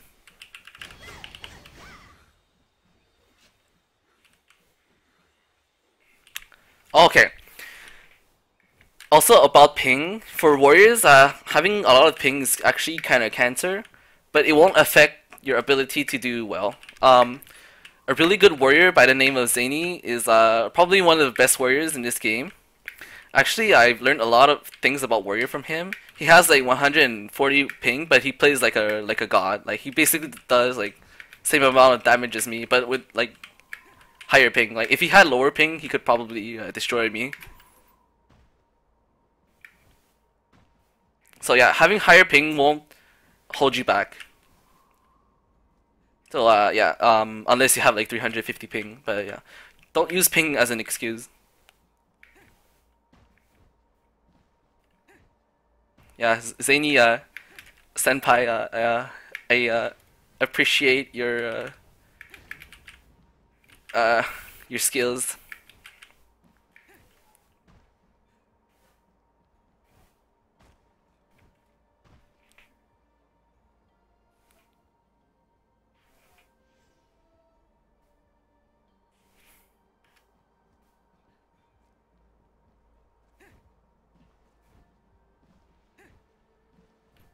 Any questions regarding specific dungeons? I have a lot of experience in last patch's dungeons until this patch. So basically SSHM and Dreadspire uppers.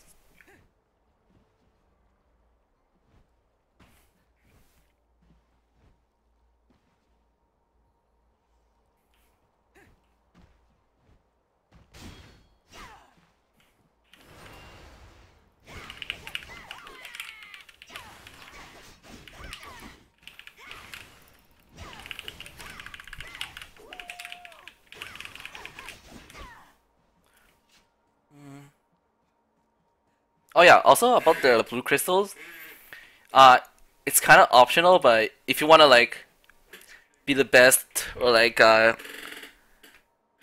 post on Reddit your high DPS like me, yeah, I'm an asshole. I'm a true elitist. Um, you wanna use 3 brutal crystals on Queen because there's a phase during in that fight where the Queen will be knocked down, so you'll be able to benefit from these crystals, which allows you to do more damage.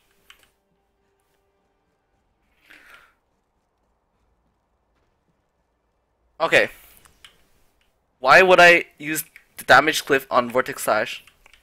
Because Vortex Slash is not used that often, but it's quite significant. Let me pull up parse real quick. Let me see if I have any parses on TERA DPS.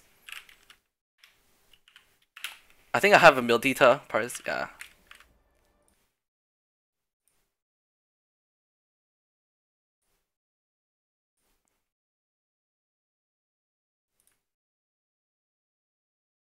Okay.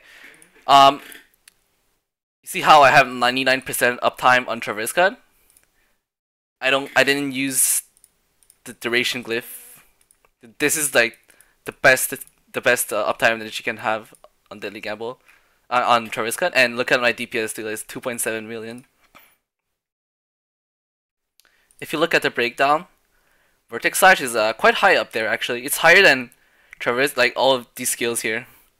So having like, okay, so there's a way to calculate how much damage you would get from the edge glyph on backstab. Just keep in mind that one edge gives you 950 base damage. So basically you use like backstab like 3 times in a fight. So that's like 2.8k more base damage compared to Vortex Slash. I use 14 Vortex Slash in a fight. So I think the Empowered Glyph is a lot better.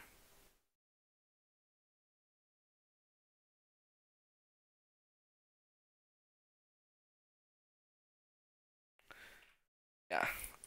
Yeah, Vortex Slash is your 5th most used skill. Oh no, the 5th highest damage skill for a warrior in the breakdown.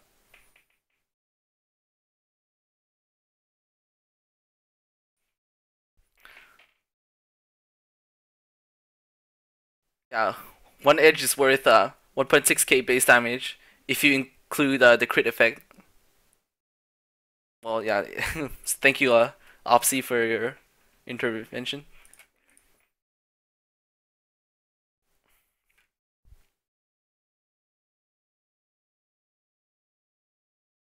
Also, yeah, you see like Rising Fury, I used it like 5 times, so that's a pretty low priority skill. Combative Strike is used really often. Blade Draw, Rain of Blows, Charging Slash.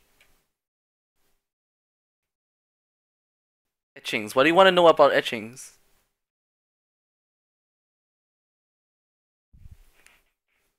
Yeah, I prefer one energetic and one pump. But if you want to do like on paper, if you want to do the maximum amount of damage, you need double pumped. I only use energetic etchings because I prefer the playstyle. I'm not telling you that I'm okay. So basically, I'm a skilled warrior. However, I'm not doing the most damage humanly possible. If you want to do the most damage humanly possible, you will probably need double pumped etchings and like one ping or something like that.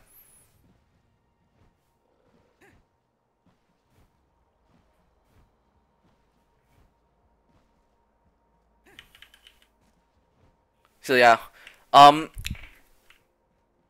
we open up a Google Doc really quick. I'll tell you guys how how OP warriors are right now.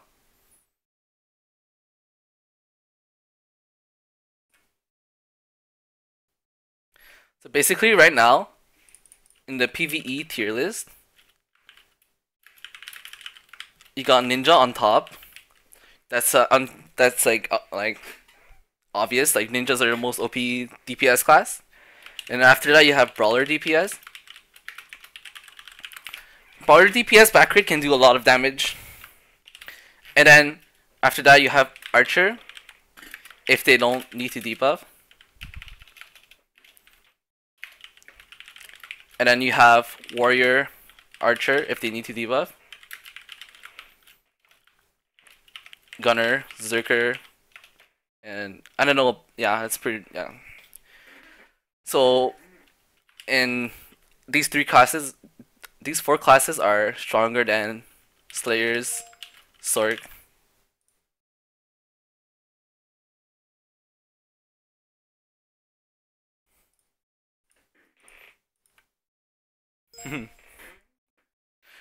Sork and yeah, just for DPS classes.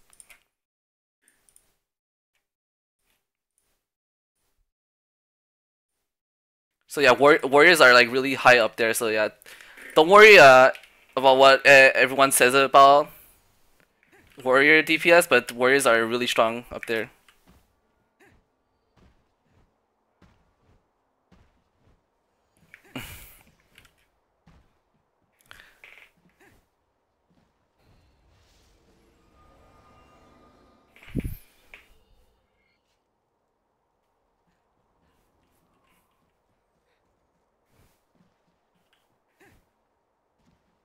However, it's like really hard. Okay, mastering warrior is really hard, like any other classes, but learning warrior is actually pretty easy because you have so many iframes and so many mobility skills.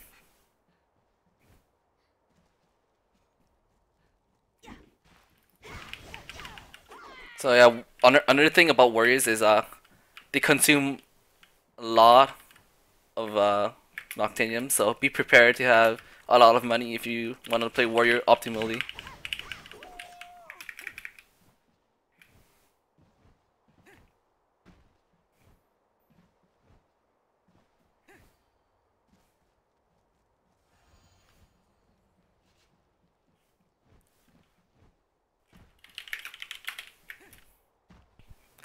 So yeah, this is my personal tier list. So I just wanted to like make a point so that telling you guys that warriors are really strong. Is there any like other questions regarding warriors in general or specific dungeons, PvP, whatever? Oh, my ping right now is 62, but that's because I'm streaming and because I'm in like highly populated area. Most of the time, if I'm in Dreadspire uppers, I'll have like 25 ms or 30 ms.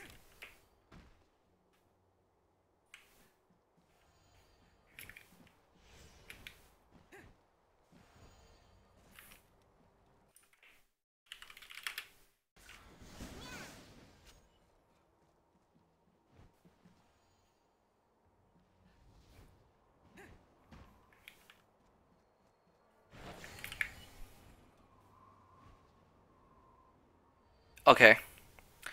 Um, I've been asking myself this question. Would I rather save DG for A rush or use it off cooldown, but I can use it twice? In my opinion, saving it for the burn. Okay, saving it for the burn is actually really good because if you don't do that, like it makes your deadly combo is gonna be really weird because let's say on the first burn you sync it with a rush, but when your deadly combo is up, you're just gonna use it off cooldown. This means that on the second burn you won't have a rush and contagion, but on the third burn you might possibly have a rush and contagion. So yeah, pick your own poison.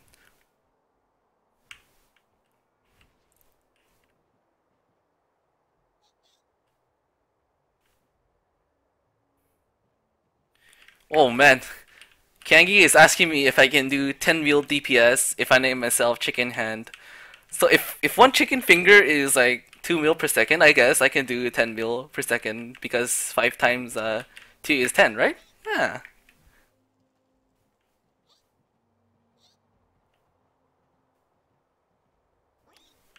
Yes, I would rather save my second Deadly Gamble for A Rush in Contagion because I think that would actually like boost my DPS.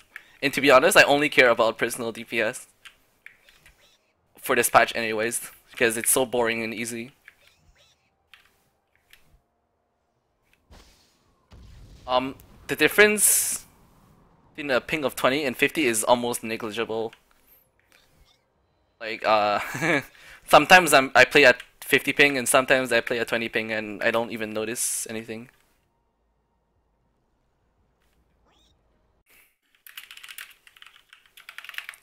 Oh, I did talk about the multi warrior problems, but so yeah. So basically, when you're like partying with, you can't really party with two warriors because they share edge, and if you want to like do optimal damage, you have to one warrior has to edge sight at 10 edge and then build up the edge again and then sight at 10 edge. It's like it gets really tedious. It's not worth it.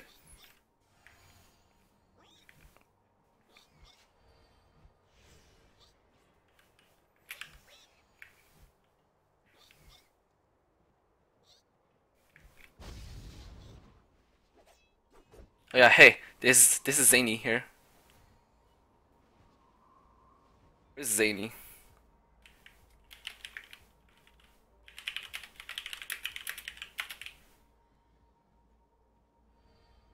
I want to introduce you guys to Zany.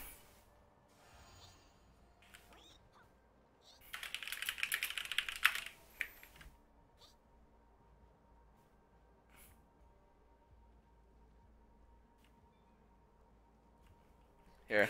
This is my senpai. He's an Ellen, unfortunately. Fucking Ellens. Oh yeah, also the difference between Kasanic and Ellen is the only difference is well, there's actually a few differences. The animations. Zenny wants to play an Ellen because he hates Kasanic animations. That's why he switched from Kasanic to Ellen. But however, as a Kasanic, you gain a racial trait called Dirty Fighting, which allows you to it increases the chance to crit by 1% when attacking from behind, and that's a flat increase, so that's really good.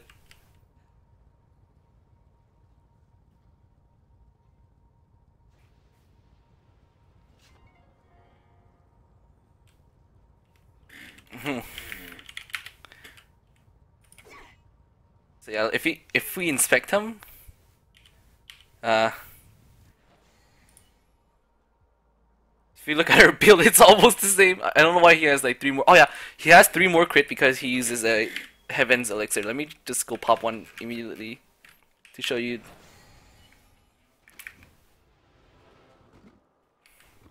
Oh yeah, also, I was originally a human female, but I switched to Ellen, and then I hated Ellen animations, so I switched to Castanic. Yeah, I love Castanic, man.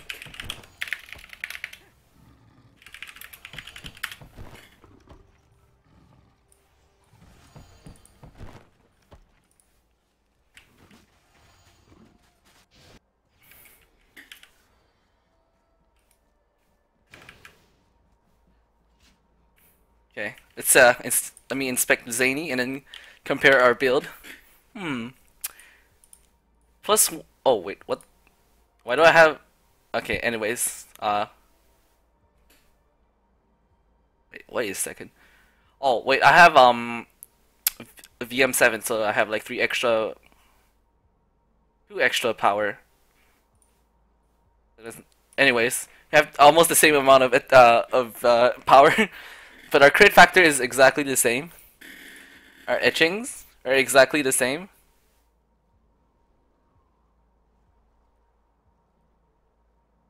Crystals, everything is exactly the same except for the costumes and the race.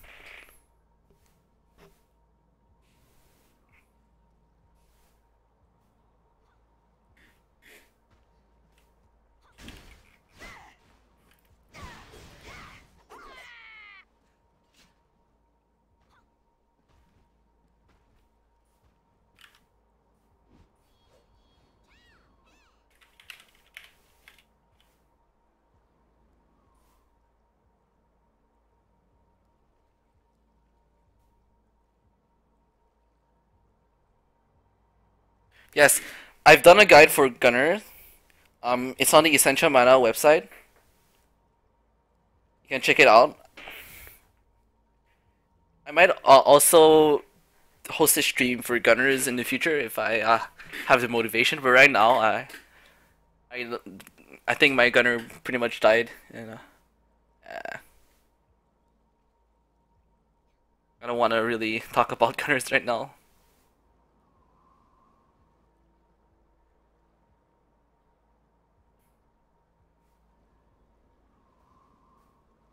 Yeah, I don't have a stance on. That's why my crit is low. But if I have my stance on, I would have plus 215 crit.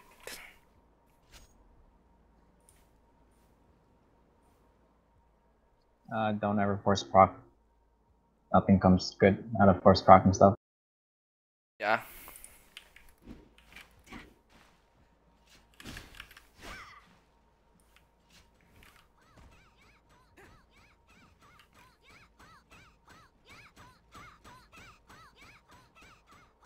Oh man. KD my spacebar, hello.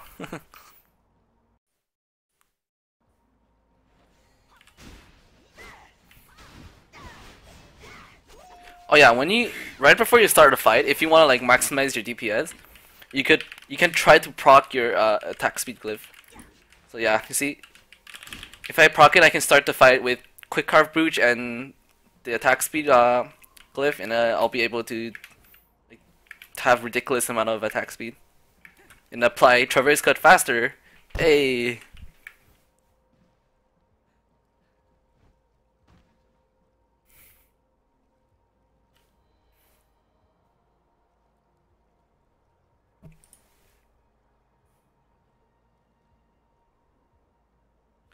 Okay, do I use DFA for, based on the need? Yes. Most of the times, I would use evasive roll over DFA. However, if I need to DFA a certain mechanic, then I would use DFA. Also, DFA has the extra edge, so let's say you're at 9 edge and you want to dodge something, you can just DFA and you'll magically be at 10 edge. Yeah. Okay, another important thing about evasive roll is earlier I talked about Rising Fury, Combative Strike, Rain of Blows, Reaping Slash, and then roll cancel. While you roll cancel, try to time it so that you also iframe. So basically, you don't lose any time trying to dodge things. So let's say on the 21st floor of Dreadspire Uppers, you can try to time it so that you also iframe Caprima's Donut.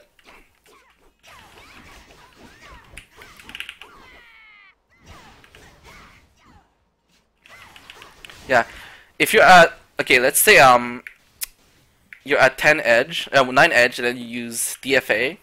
Instead of using roll Scythe, you can just use Scythe without using the roll. Because at this point,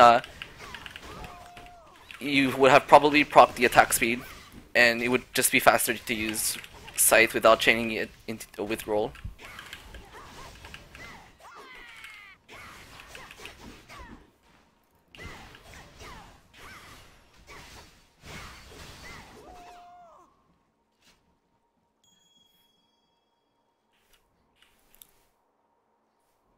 Oh yeah, also, everyone, buy this guy's warrior swords. Link them. Link it to them. Yeah. It's a really good sword. Hey. One for each hand. Oh man. Wait, how does Chicken Finger hold a sword if he only has a finger? I don't get it. Oh no.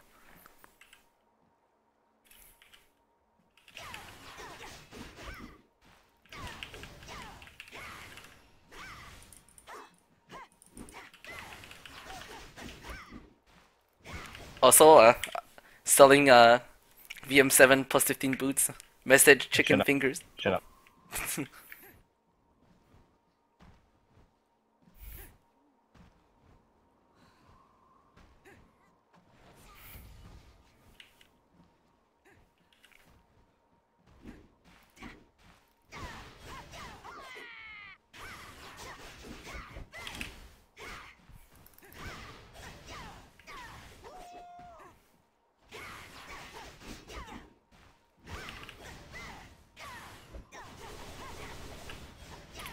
Is there any more questions?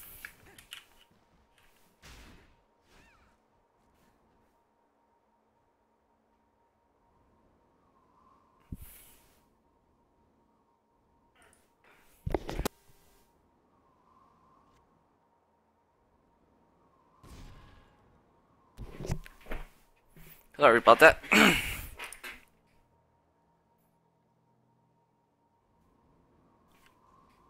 So yeah, if you have any question, do I think I'm the best warrior in the game? I don't know. To be honest, I've been playing warrior for like a few months, but I've gotten like one of the highest DPS. But there's probably a few warriors that were better than me in the past or something.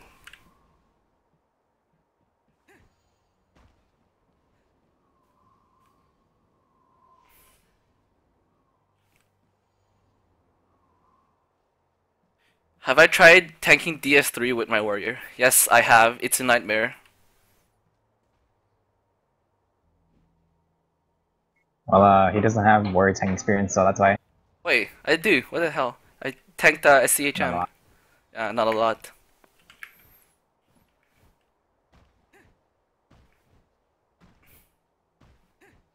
The link to the guides is on the bottom right. It's on Essential Mana. Yeah, essential mana.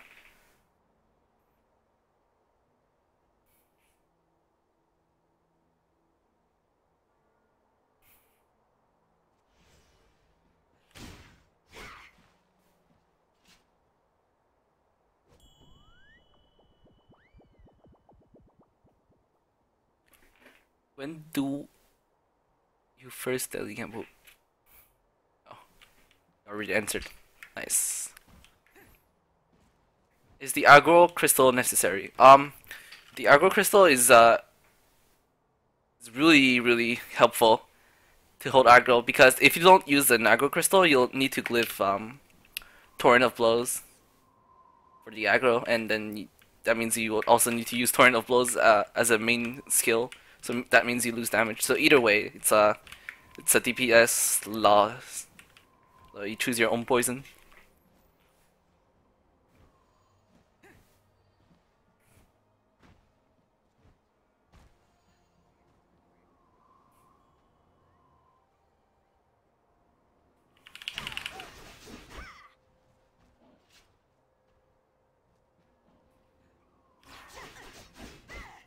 Okay, you say that Cascade, never to use Cascade at stun. Okay, let's compare the animation.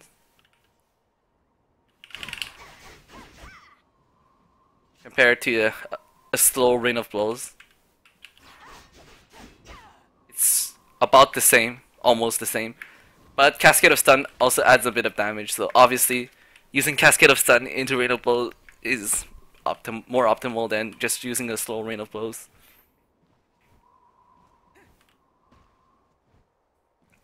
And also, Cascade of Stuns moves you a bit, so if you're like kind of far away, instead of walking, you could just use Cascade of Stun. Because if you want to walk, you also lose like the same amount of time, so it's better to just use Cascade of Stun, Rain of Blows.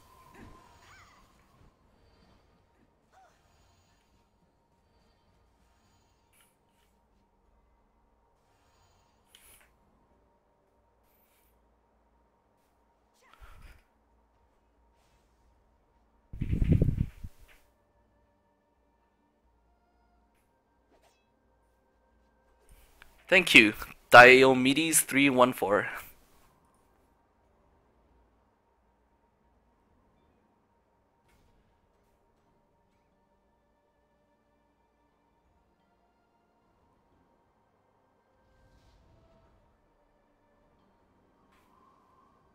What if I use combo attack combative rain of blows? That happens. That could if your combative strike is on a like a 0.5 second cooldown, and sometimes I would use combative a few combo attacks, but that's like really rare. Like if you look at the breakdown, I probably have like yeah, see 8 combo attacks. That's basically like 2 or 3 combo attacks. It's rarely used this skill.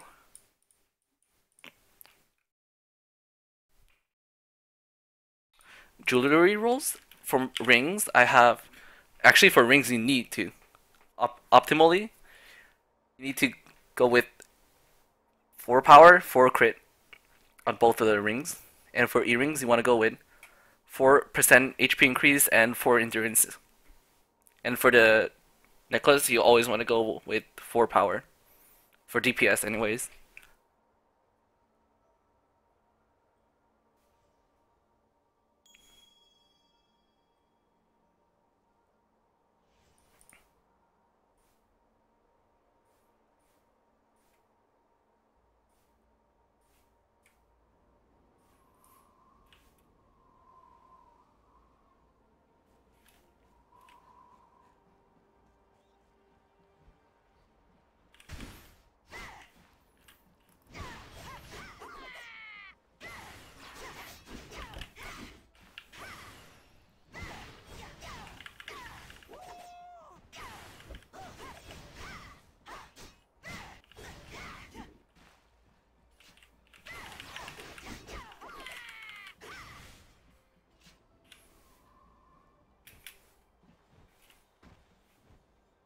You combo attack as a warrior, you failed the rotation. That's not necessarily true. Like, are you telling me that Zany and I failed our rotation? Just don't use combo attack that often. Like, sometimes you use combo attack without even knowing it. Just don't. By accident. Yeah, by accident sometimes.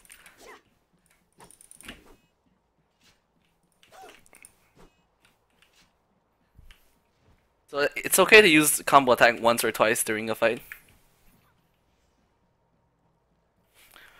as a mistake, as on purpose though. Yeah.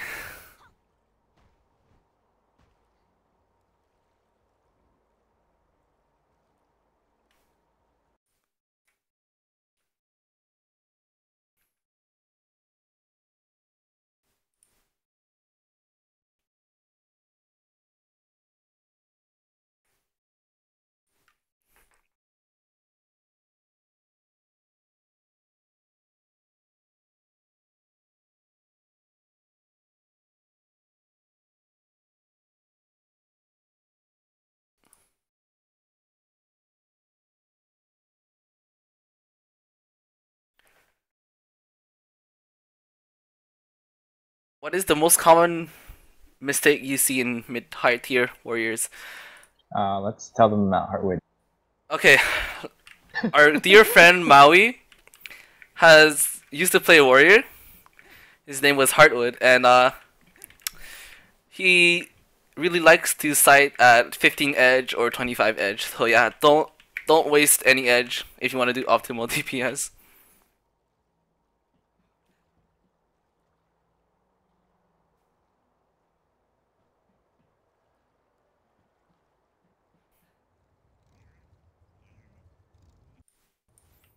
And yeah, Maui, I'm sorry. Yeah, yeah. So you want to use sight as soon as possible, and also sometimes I see warriors do combos like non-optimal combos. Like let's say he does combative strike, rain of blows, and instead of doing like charging slash blade draw. Like why would you do that? Opsy, what is that question? Is Rising Fury a good skill? Yes, it's a good skill. Okay.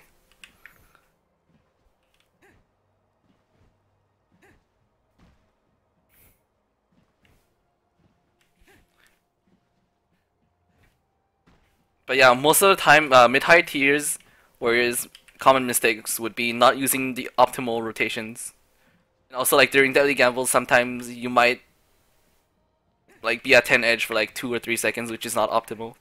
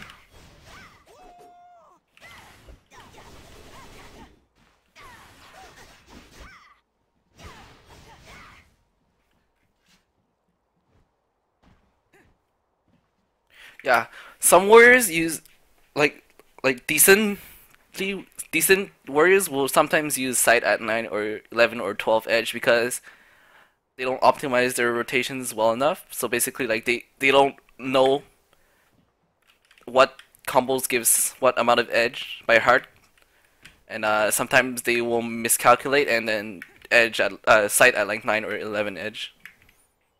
You should always keep your eye on the edge bar. Yeah. Like if you don't know by heart, then just make sure you keep track of your edge. If you're at 7 edge, you should know which rotation to use. If you're at 7 edge, then charging blade draw is what you do.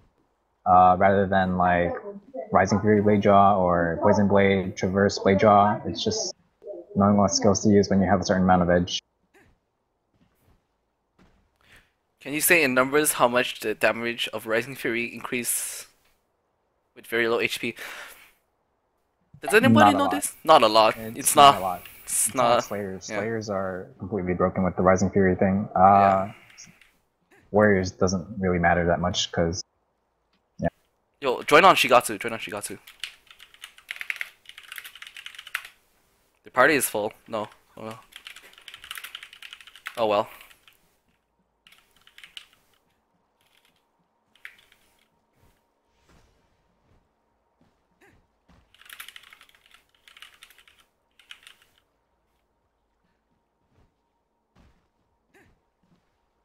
Desync. I think a lot of skills desync no matter what class you play. The ones that move you forward definitely desync you to some extent. But like during Cage or whatever in SSHM, for example, you just probably stay in place. Don't use skills when you're not supposed to. And that's it.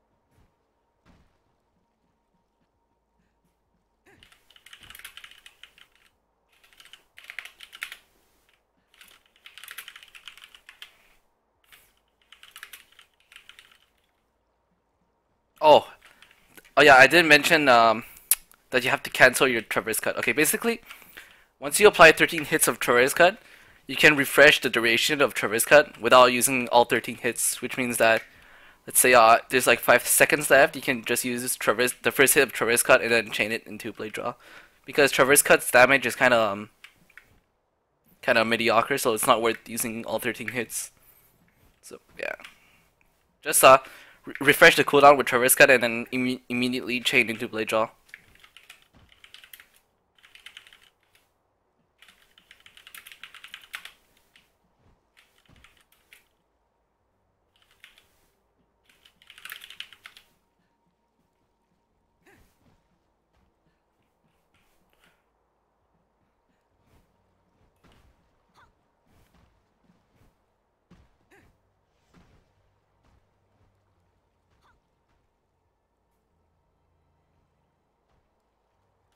Any other questions? I want to eat.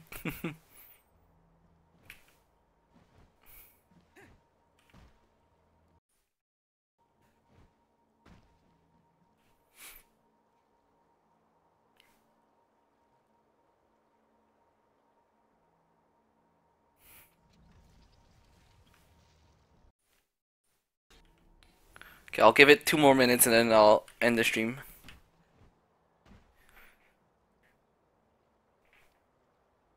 I framed the attacks.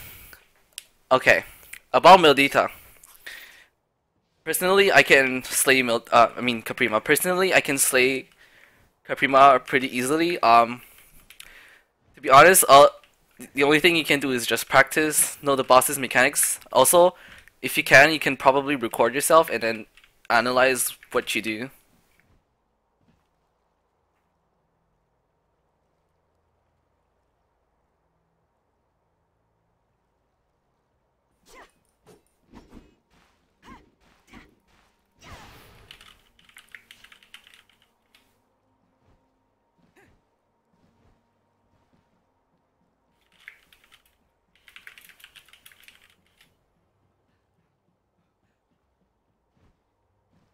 How do I dodge the 360 from Mildita?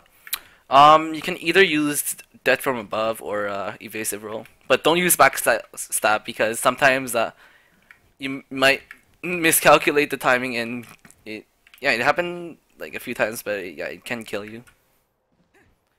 Is TERA my favorite MMO I've played so far? Nope.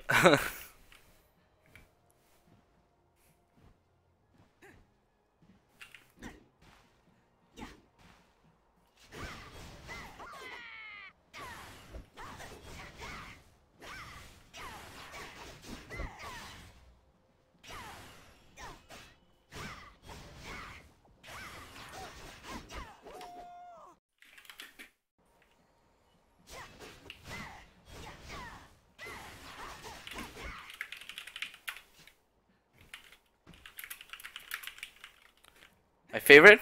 To be honest, my favorite MMO RPG would be a RuneScape. Yeah.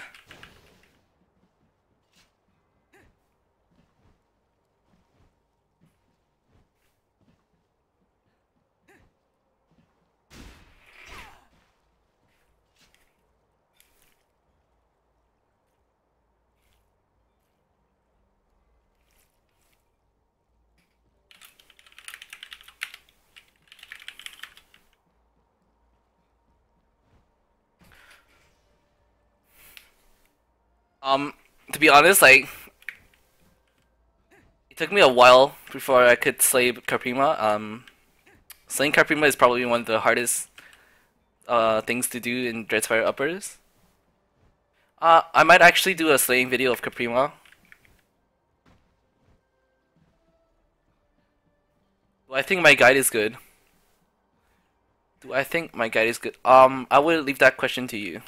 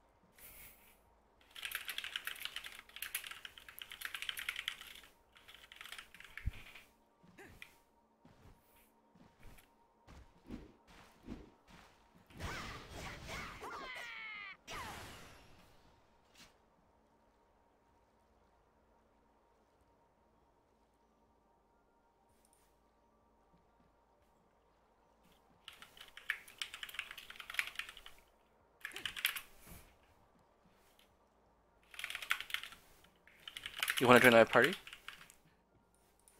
Starting second wave. Yeah.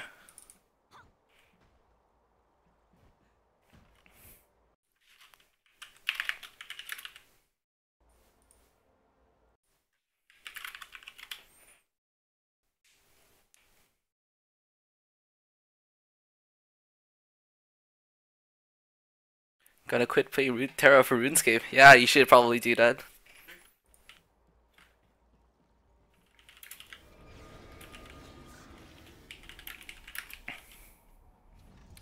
Oh, you want to see some dungeons? Just go check. Just go on my YouTube channel. Like right now, I'm really hungry. I want to go eat. I want to go sleep. I want to. Yeah. Man, what a complainer. Wow.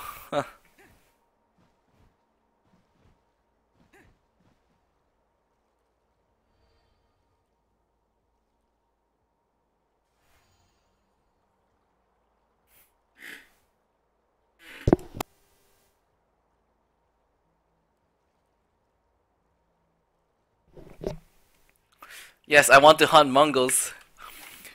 Please ask me all your questions.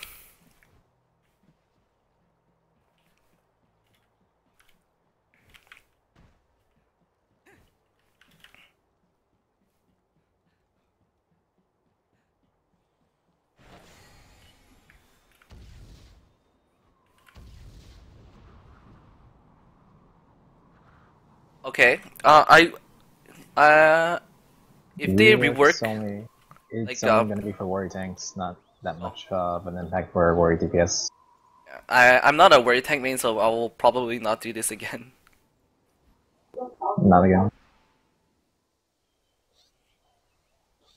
Requisites for being accepted into Alma.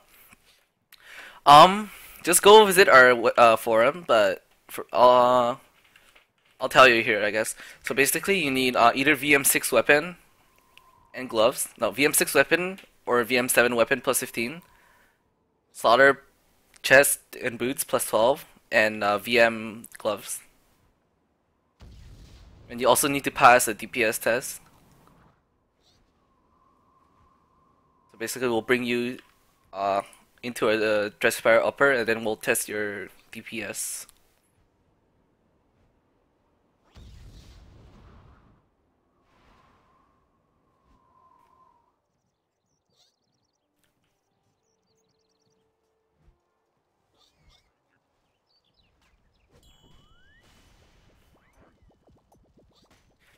Can you pass the DPS test at plus 12 slaughter? Okay. Of course, gear doesn't mean that you're a better player or not, but you if you want to do optimal DPS, you need plus 15 VM6 or VM7. If if you want to join our guild, you must have VM6 or VM7 plus 15.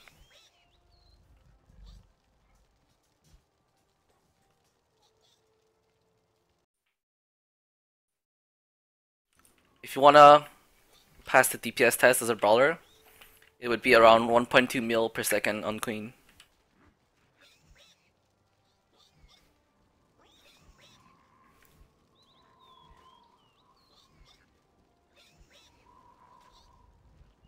Yeah, I mean, if you were like a god with plus 12 slaughter, you could possibly out DPS a plus 15 Starfall member of your guild. But keep in mind that having a VM weapon means that you're dedicated and that you don't mind spending time in this game. So and like we're recruiting people that are active within the game and that will contribute to our guild. So we don't want like slackers, even if they're really good.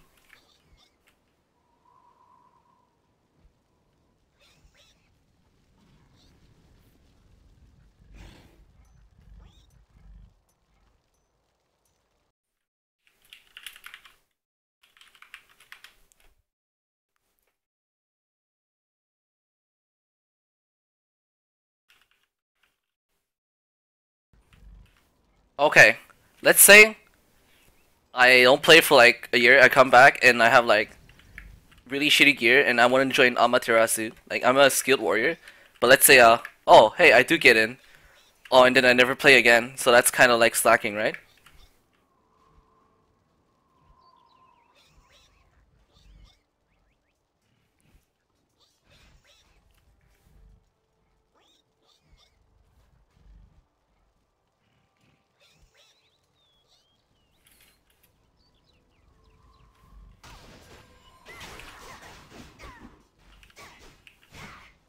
Okay, I'm gonna end the stream in 7 minutes. If if you still have questions.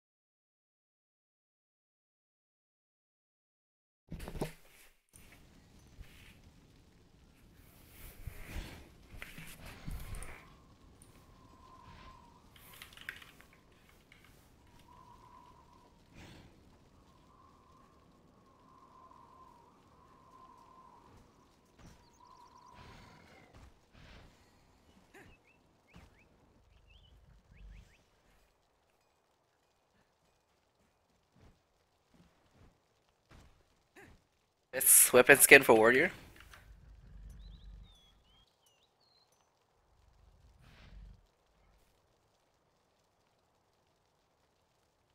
This one. Get Or the ninjata weapon. It's the or best weapon. yeah. This or the shadow inlace. Looks pretty cool. It's the shadow effect, dark aura. The beam swords looks pretty ugly if like you're just wearing them on your back.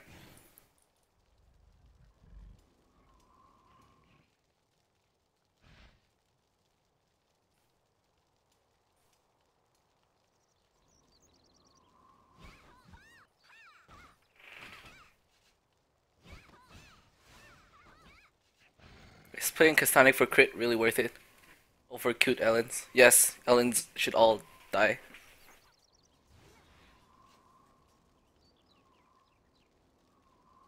Ellens deserve to die.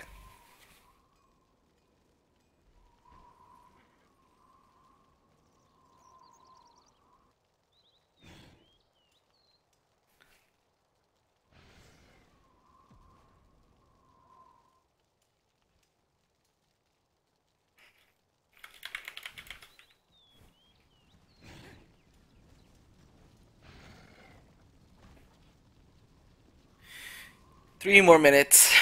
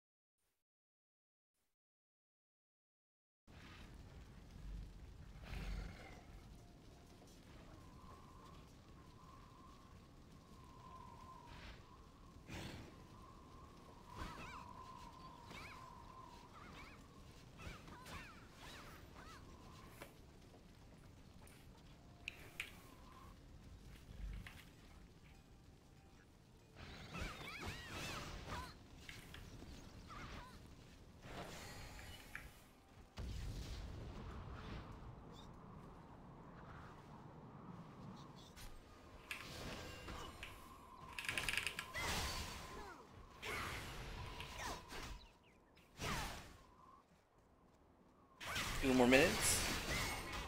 Why do you have the anti-stagger drink? Oh, that was because I was PvPing.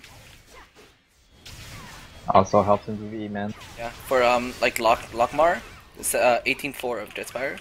When he does his spin move, you might get wrecked if you get knocked down.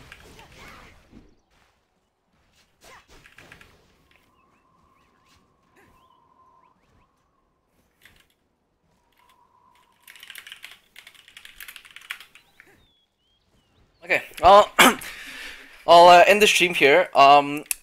Let's conclude this real quick. The pros of playing warrior is they provide a 4.5% endurance debuff, 4.55% endurance debuff, like archers. Unlike before, right now most of the DPS classes do very similar damage. However, warriors bring an extra endurance debuff, so people will love you for being a warrior because you give a 4.55 endurance debuff. You have a lot of iframes to get around and to dodge things. And your archer's best friend because archers need a warrior to do optimal DPS. And one of the few cons of playing warrior is that you can't have more than one warrior in a party. So if your friend is a warrior, then unfortunately, if you want to do like really good DPS, and it's not really good to have 2 warriors.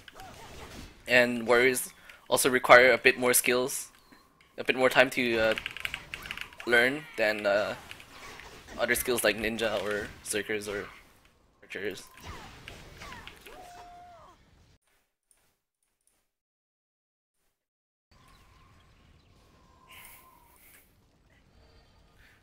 So, I'll end the stream here. Thank you for watching, and if you have any questions, you can mail me in game or send me a message on Reddit or YouTube or my.